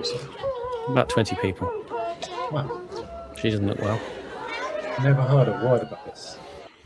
Imagine having been killed in 1989 for the Soviet Union, like literally on the eve of it collapsing. That would be like the worst possible way to go out. Without seeing Hasselhoff's moment of glory. The Scorpions and the Wall. I think in a way this is his little kind of montage that he often does towards the end of a series. He has these images of isolated individuals. He has the man in the village who's looking slightly mentally ill. There's the dead woman. There's Gorbachev here, kind of, the loneliness of command, the isolation of power. So there's all these elements of social disconnection, ambition, and being lost in a dream, like Yeltsin, a sort of mainly vodka-powered dream. He looks like he's having a good time. Chill. Curiously.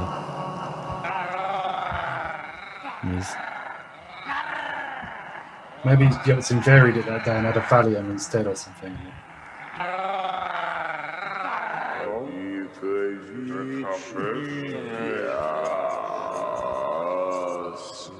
Is this Lord of the Rings? Yeah, the Russian adaptation. I don't remember this happening. When did this happen? No, I'm not sure which bit of Lord of the Rings this is meant to be, but I think it's something about putting on the ring of power and forgetting yourself. This is the bit where he sees the wraiths. Essentially, he's put on the ring. Yeah, that's what I think it's something to do with. Yeah. And this is this idea of, I think, retreating into cultural soporifics, like a bit of American jazz type culture, or alternatively political activism. It's, as he shows in the next frame. Also shades of that movie Downfall. Remember? When they're dancing and yeah. Oh yeah, you like jazz, don't you? I'm quite into jazz. Are you trying to winding me up? You having a laugh? Yeah, I am winding you up. Yeah, I agree. It's awful. Bloody awful. Sort of nobody appears to be paying attention.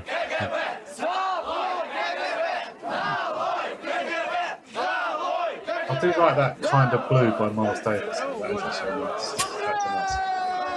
I didn't even give it that. Wank. I just don't even give it that. Fuck Miles Davis.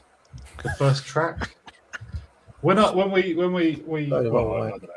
to dox anyone, but I was sitting near Radlib the other week chatting to another person we know. I don't know if I'm doxing anyone.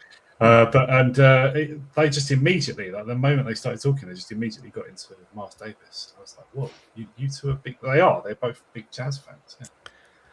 It's not a crime to like jazz. It's just maybe one doesn't like it. It's since I learned about the politics of it and the way it's a little bit right deviation, isn't it, Simon? No, I have a couple of Dave Brubeck records. I mean, and standard issue stuff back in the 90s when there's almost any genre I could find a few tracks of. I like what jazz tracks were. I like Weather Report. I like no by first up Birdland. Is it Birdland? Weather Report Birdland. I like albums by who's that funky organ guy back in the Chicken Shack? Who's that guy? Jimmy Smith. No, Jimmy Smith. Albums by Jimmy Smith. That's jazz, right? Anything by Jimmy Smith. I like Birdland, Weather Report. I like the song that they dance to in Who's Afraid of Virginia Woolf when they go to that little club. Remember that scene where they have that little dance? Like there's like a jazz tune that Elizabeth Taylor is dancing to when she's trying to wind George up dancing with a young guy. That track. And I like 1920s, 30s music by what's his name? Reisman and his orchestra. This is Leon Reisman and his orchestra. That style of early jazz I don't mind too much. Very discriminating choices, I must say. Deep consideration there. Yeah, deep hits. Yeah. Most of the rest of it is wank. I don't mind Cole Porter, if that counts as jazz. I don't know if it counts as jazz. Some of that sort of stuff. Although I prefer him himself rather than Ella Fitzgerald. I think Ella Fitzgerald is wildly overrated, personally. No soul. Who's the one who Anyway. did Summertime with Louis Armstrong? Is that Ella Fitzgerald? Yeah, she did. She did a lot of stuff with Louis Armstrong. She was always around. One of the best bits of Ebola is when he literally just describes Ella Fitzgerald as a shambling mound of flesh. He is very scathing about Ella Fitzgerald. But I kind of agree with him. Yeah. What is that song "Minnie the Moocher" by Cab Calloway? Is that jazz? Does that count as jazz? I think it probably does. Yeah, I think it probably does. That's in the Blues Brothers, isn't it? When he's old Cab Calloway sings it. It's good but so really, it's just I guess what modal freeform wank jazz is what I don't like. Yeah. I have tolerance for 20s, like the kind of music from The Shining. When it sounds a bit like that, I kind of don't mind that era of jazz, and Al Bowley and people like this, and it's all forgotten now. Piano sort of stuff. Yeah, I don't mind. I mean, all of the stuff from the Great American Songbook, I don't mind that so much. Or what I'm really against is like Miles Davis. Yeah. Oh, okay. All right. Yeah, like the really crazy stuff. Do you know that guy Gilad Atzmon? I did a few interviews with him on my YouTube channel. Like he's known as like a philosopher and like pro-Palestine sort of guy, but he one of the reasons he moved to London when he moved out of Israel was specifically the bebop and what is it? What's the other kind of jazz like bebop and I'd say rocksteady. The other types of jazz. Like he's like a fabulous, like fluent saxophonist. It was amazing player. He played with that's the the crazy stuff. Yeah, he was one of the Blockheads. Yeah. That's the crazy stuff you're talking about, though. That's that freeform sort of improvised stuff that you're talking about. It's not really songs; it's playing. It's just like I just think it's a kind of form of masturbation in public. Yeah, the playing can be outstandingly skillful. Obviously, we're not saying that. But yeah, like nobody, if the person is enjoying it more themselves than anybody watching, that's the issue. Right. The same happened with prog rock and guitar. No, I'm not a prog fan either for this extreme. Like if there's a 20-minute guitar solo, that is wanking on record. Yeah. Just no room for it whatsoever. It can be nicely bounded by the, outer structures of the song. Right, you can get away with it, but if you can't wrap it up in a minute or so, you're overstaying your welcome. In my view. Music must be played according to Carlyle's Gospel of Work. It must be slightly unpleasant, but improving. Didn't he call music the dismal science? No, I'm mixing things. Yeah. No, I'm not against music. I'm not against music. I'm just against on-stage masturbation or on-record masturbation. Oh, absolutely. Like Rick Wakeman was infamous for that in rock, and Emerson, Lake and Palmer were infamous when they, for like self-indulgent bullshit. And it's true. You listen to their albums; they're just not very good. Yeah. But the use of jazz that I shrink from is just when I think of people like kind of glorying and exulting in how subversive it was, basically, or how it's kind of the Far Show parody of jazz, isn't it? This sort of. Yeah, I was thinking earlier, gapingly pretentious. That's a funny parody. That I liked. Yeah, that jazz club guy. But I'm talking, I guess, like 30s, 40s or something. When AA did a video about it, right, where it was like, did you do a video about this a few years ago, where it's like specifically inserted into radio, TV, clubs, and so on, and that is sinister and gross. Like, obviously, some of the music can be all right. You're allowed to like bits of jazz. It's not a sign of spiritual jazzification. Somebody pointing out that I like rap. I will point out that where rap goes jazzier, I'm down on it. Because that is, again, such as Jazzy Jeff. Common. Jazzy Jeff was just a hip-hop guy. He didn't do it. He didn't actually go jazzy. Common sense.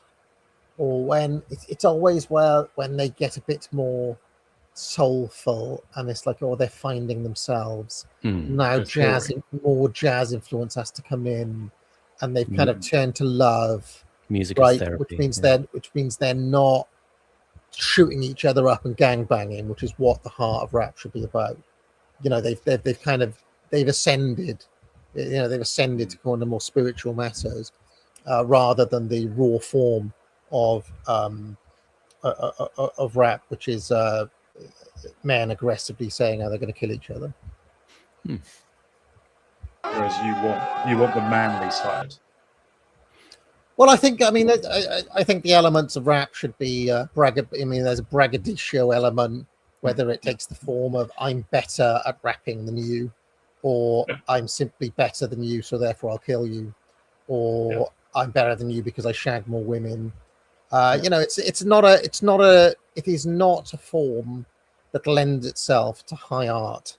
Much like pro wrestling in this respect, it does not pretend to high art. It's not a high culture form. It's a low culture form, and therefore it must embody itself.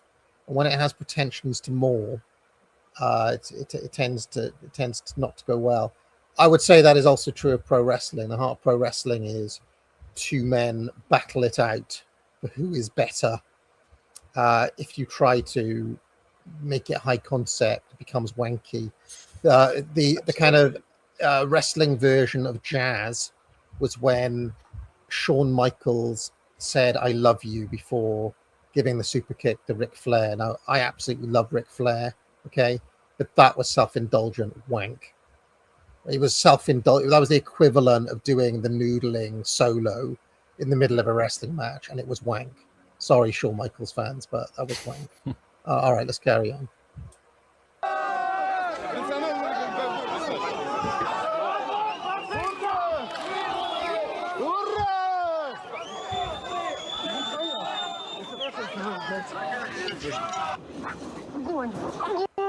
People mentioning beef art. Beef art is the opposite of freeform. There's nothing freeform in beef art at all. To the point where he famously punished people for going outside of their place. He was basically a dictator. So and in fact, there's a good example of a solo in the song "Bug-Eyed Beans from Venus." Is that what it's called? "Bug-Eyed Beans from Venus." Is that the song? But in that song by Beef Art, there's a very good example of a the Mr. Zolo, or whatever his name is, playing the long lunar note, and it is bounded by the structure of the song. It doesn't just go off on one. It's not just wankery. There's a purpose to it. So, yeah, I've got a lot of time for Beef Art. Beef Art, if you understand what's happening, is not your freeform jazz wank. I had a friend back when I was about 17. A friend I had in college, who I guess probably read all the music magazines and stuff, and had sort of learned. He obviously had a lot of inherited ideas about music, but he thrust Trout Mask Replica in my hand one day and insisted it's the best album ever. I listened to it. Not really my bag, but it was very, very tightly played. Like, I mean, absolutely precision playing, absolutely as tight as anything I've ever read. Yes. It reminds me a little bit of King Crimson. Have you heard King Crimson's first album? But they are jazz musicians, I think. At least the drummer was already a jazz. Oh, we love our Crimson. Yeah, like In the Court of the Crimson King, obviously is brilliant album. What's the other? Yeah, there's other tracks. The playing is exquisitely precise. What I'd say with Beef Art, right? What I'd say with Beef Art is that is a lot of people's experience with Beef Art is that they are thrust Trout Mask Replica. Yeah. It is actually probably right, and told it's brilliant. The trouble is that it's his least accessible album. I would start with Clear Spot or Safe as Milk or Dock at the Radar Station or Shiny Beast or something like that. I would not start with Trout Mask if you're trying to get into Beef Art, because at their heart it's a blues band, not a kind of wank jazz band. So once you understand that the meat and bones of it is blues, you can kind of I feel like Beef Art is a little bit missold. But I would start with an album called Cool Spot. Clear Spot. That would be the one. If you've never listened to Beefheart, start with that, and then you can start to range, because it's kind of, you know, coming from normal music, it's more accessible. But anyway, let's go. So, I mean, you're saying don't just force people to listen to Bitches Brew, put on Kind of Blue. Yeah, let's move on. Let's go. Yeah, I mean, I would leave Trout Master Replica for last, if anything, you know. Right. Anyway. Вашу Сергею! Руки слева! Нет, рассыпаться! Наем им задницу! Зажарим детей вместе с потрохами! This was in hypernormalization. Yeah. Мы сдохли, а тебя вернули, чтобы тебе покоя не было! А вместе с нами еще дуги подстреленных душманов! Pause. Yeah, just briefly, that's another excerpt from a short film called Zinky Boys Go Underground by Paul Tickell, which he did reference in Hypernormalization. The maker of the film, Paul Tickell, actually put an article online. He said, why is Adam Curtis using my footage? Is he trying to portray it as reality, or is he, you know, just using it as a dramatic piece? Because he obviously doesn't cite the piece, but I mean, that's Curtis. He kind of elides bits of real footage and bits of dramatic footage, and, you know, it's all about creating a mood. Zinky Boys is a reference to the soldiers who went to Afghanistan. When the bodies were sent back, they were often sent back in these zinc coffins, which would be sort of delivered at, 2 a.m. and just left outside people's apartments for their relatives.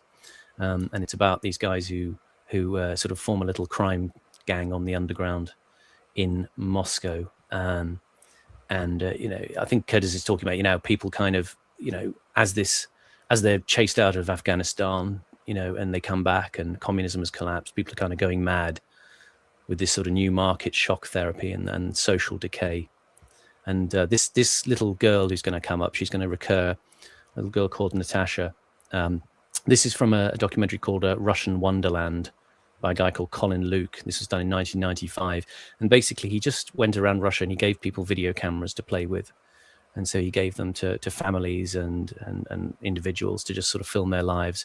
And this little girl is being filmed. I don't know if it's by her mother or whatever, but she's a sort of beggar on the streets of Moscow, and she's unusually precocious. And she gives this little speech about what's going on in Russia at this time, which we'll see in a minute. Just before I forget, by the way, on Beefheart, sorry to go back to that, but I was going to do a Deepest Lore back in the old format of Deepest Lore on Beefheart. And when I started reading up on him, I was like, I'm not actually sure if I want to do this, because he was an exceptionally dark character, engaging in what can only be described as human slavery, and barely afford to eat, and he was kind of keeping them on a strict diet of beans and things like this. Very strange, controlling individual. But anyway, let us go back to this. Speaking of which, this is a very disturbing image we pause on here. Simon, yeah, indeed. И у нас здесь все недорого.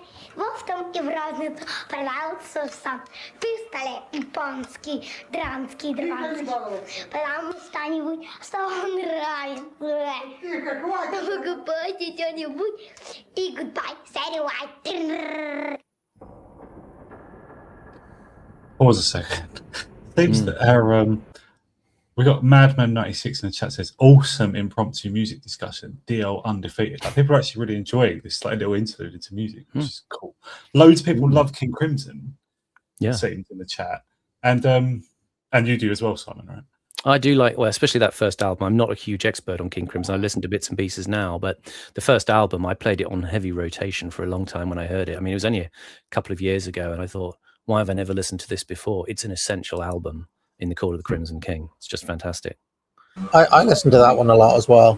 That was one of the ones, because I was like everyone else, just controlled by the magazines essentially. Like, you've got to listen to this one, much like Trout Mask. That was the other one that everybody had to listen to. So I did see someone in the chat saying the Residents were a jazz band, and they weren't. I think that's a bit. They were avant-garde. They were an avant-garde meta pop group, essentially, a meta rock group. It's funny, the idea. Jazz. There's another one. Jazz. They couldn't even bloody play instruments. After their career. The Court of the Crimson King. I never heard of King Crimson. They're not like as famous, anywhere near as famous as some of the prog groups, right? But one of my friends got me into Tool. You know, the metal band, like the sort of innovative metal band, like Tool. They're unusual, like they're sort of heavy, but they actually really can write good songs and stuff. And they're unusual as well. But their producer had previously produced King Crimson. That was the link. I think they sort of stand alone in prog. They're kind of a very serious musicians band, very detailed. They must have, and they are brilliant musicians. You know, it's Robert Fripp, right? He only gets in the best guys, and people who obviously like try and understand what he's doing with his songs and stuff. But the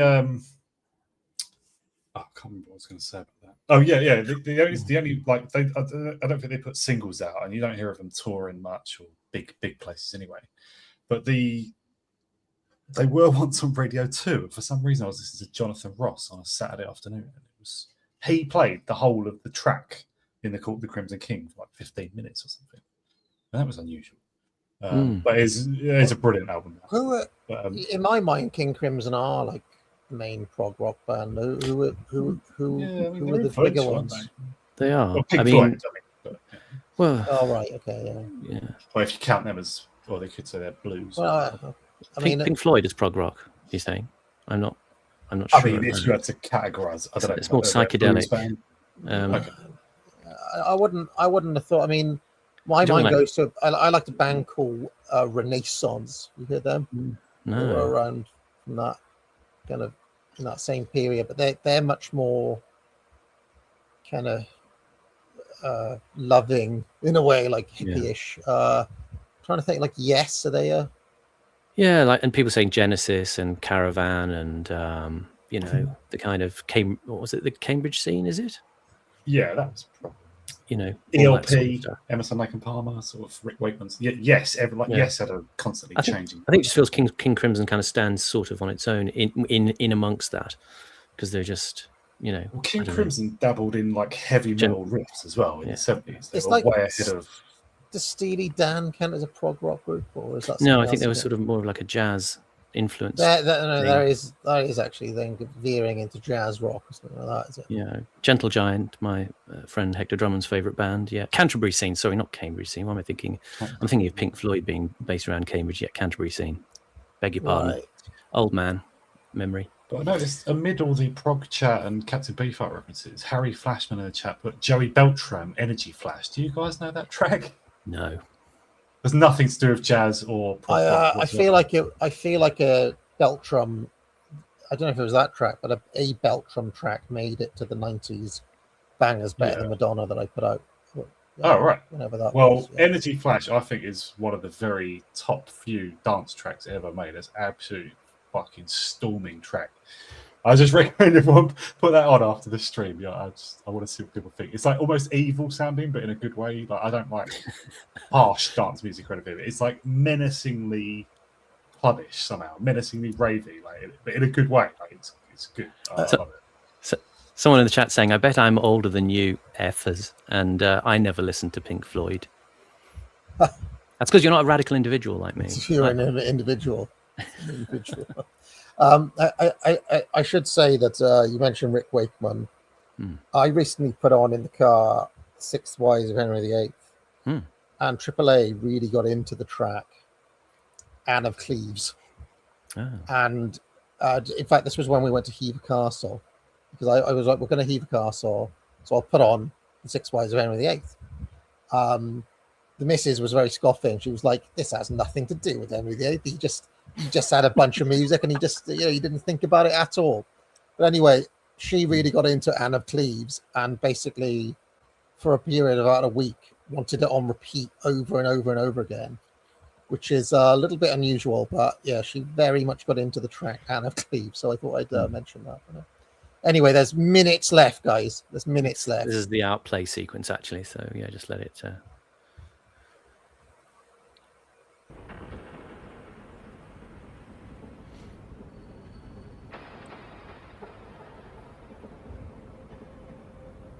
Background sounds are amazing. Is that music? This is Lawrence English's soundtrack that he did. It's a very spare, sort of industrial sounding soundtrack, but it's Curtis's idea that, you know, the collapse of belief in everything, you know, everything is kind of cratering and going underground. And this is why this episode featured all these kind of dissident, nonconformist artists and, you know, cultural works that are sort of trying to remain hidden out of sight of the regime, but are maybe pointing at the rot within. Curtis, in one of the interviews, said that Russians have said to me, Britain is just Moscow in 1988.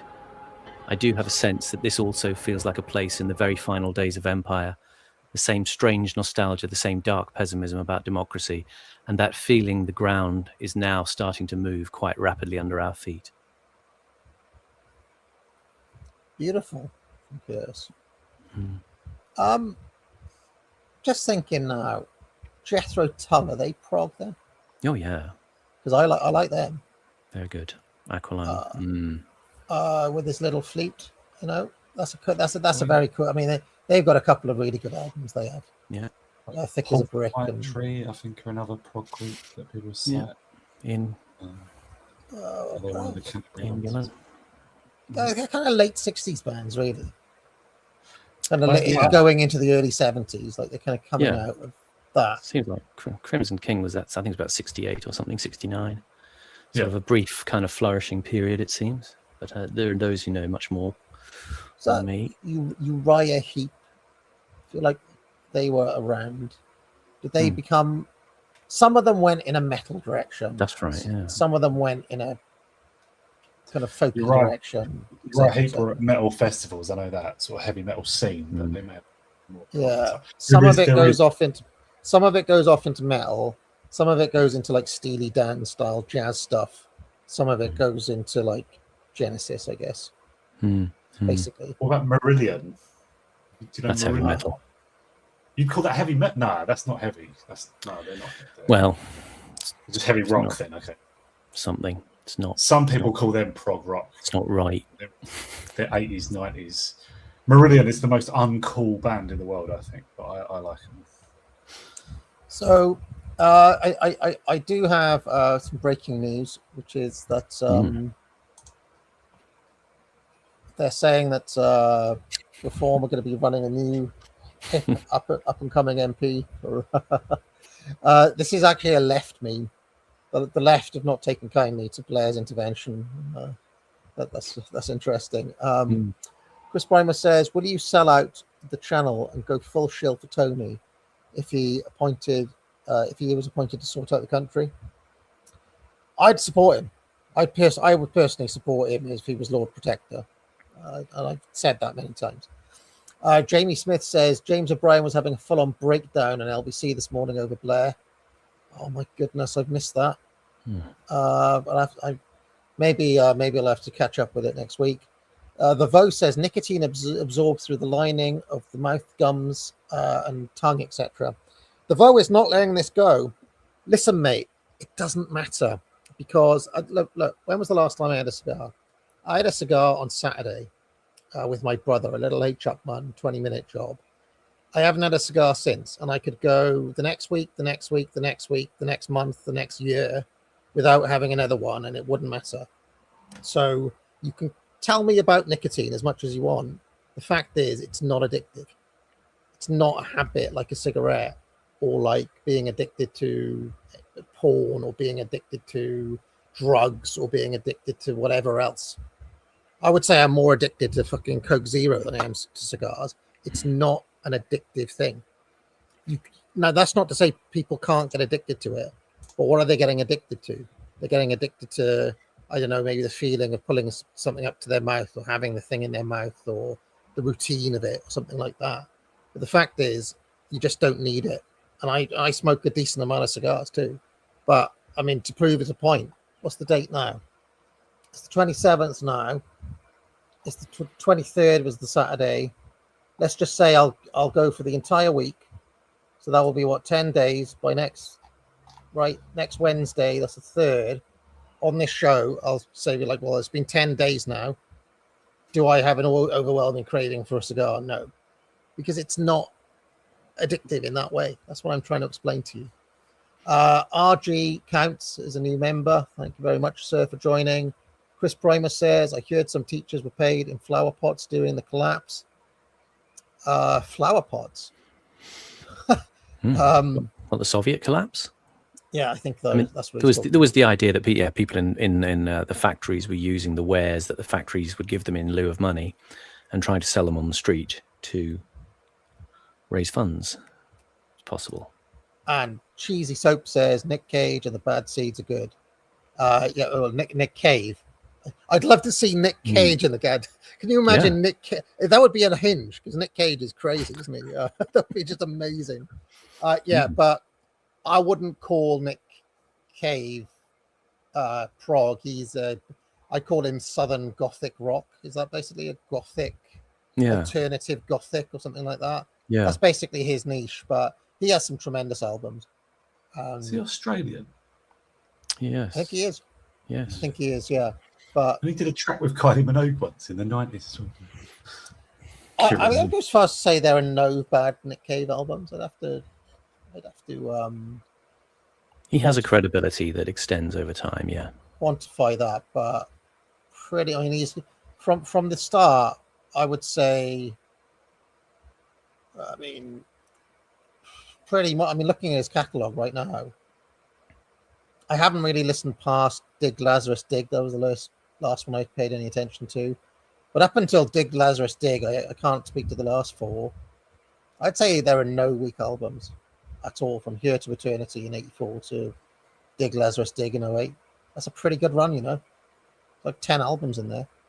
And some of the lesser known ones like Henry's Dream and so on are pretty good, you know.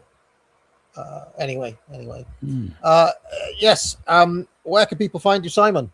On Twitter at Simon__Roberts. Thanks for tuning in again today. And Horace. At Infinite Horus on Twitter, where you can see my Substack link as well. Yeah, I'd agree that Nocturama was not that good. I would agree with the person who said that. Anyway, pick up a course, 25% off all courses, promo code COOL. I may well put that webinar up over the weekend or something if I get a chance. Also, if you've been waiting for a gaming video, the hot weather, and I might put up a post about this in a minute, the hot weather has made it very difficult for me to don the red and the shades because it's quite hot, that outfit, and it's been intolerably hot. So I've been the hot weather is unfortunately got in the way of making more AA gaming videos. So there's just a little pause on those until the heat wave passes. You know, maybe next week we'll be back up and running, but it's just been too hot to don the red. Sorry about that, guys. Bye, everyone. Oh, sorry. Oh, go on, Horace. What was that? Well, no, I was a question about gaming. I'll ask you offline. Don't worry. Thank you. All right. Bye. What goes on in this town is none of your business. As long as I'm living here, it is. Then maybe you shouldn't be living here! Well, that's easily fixed.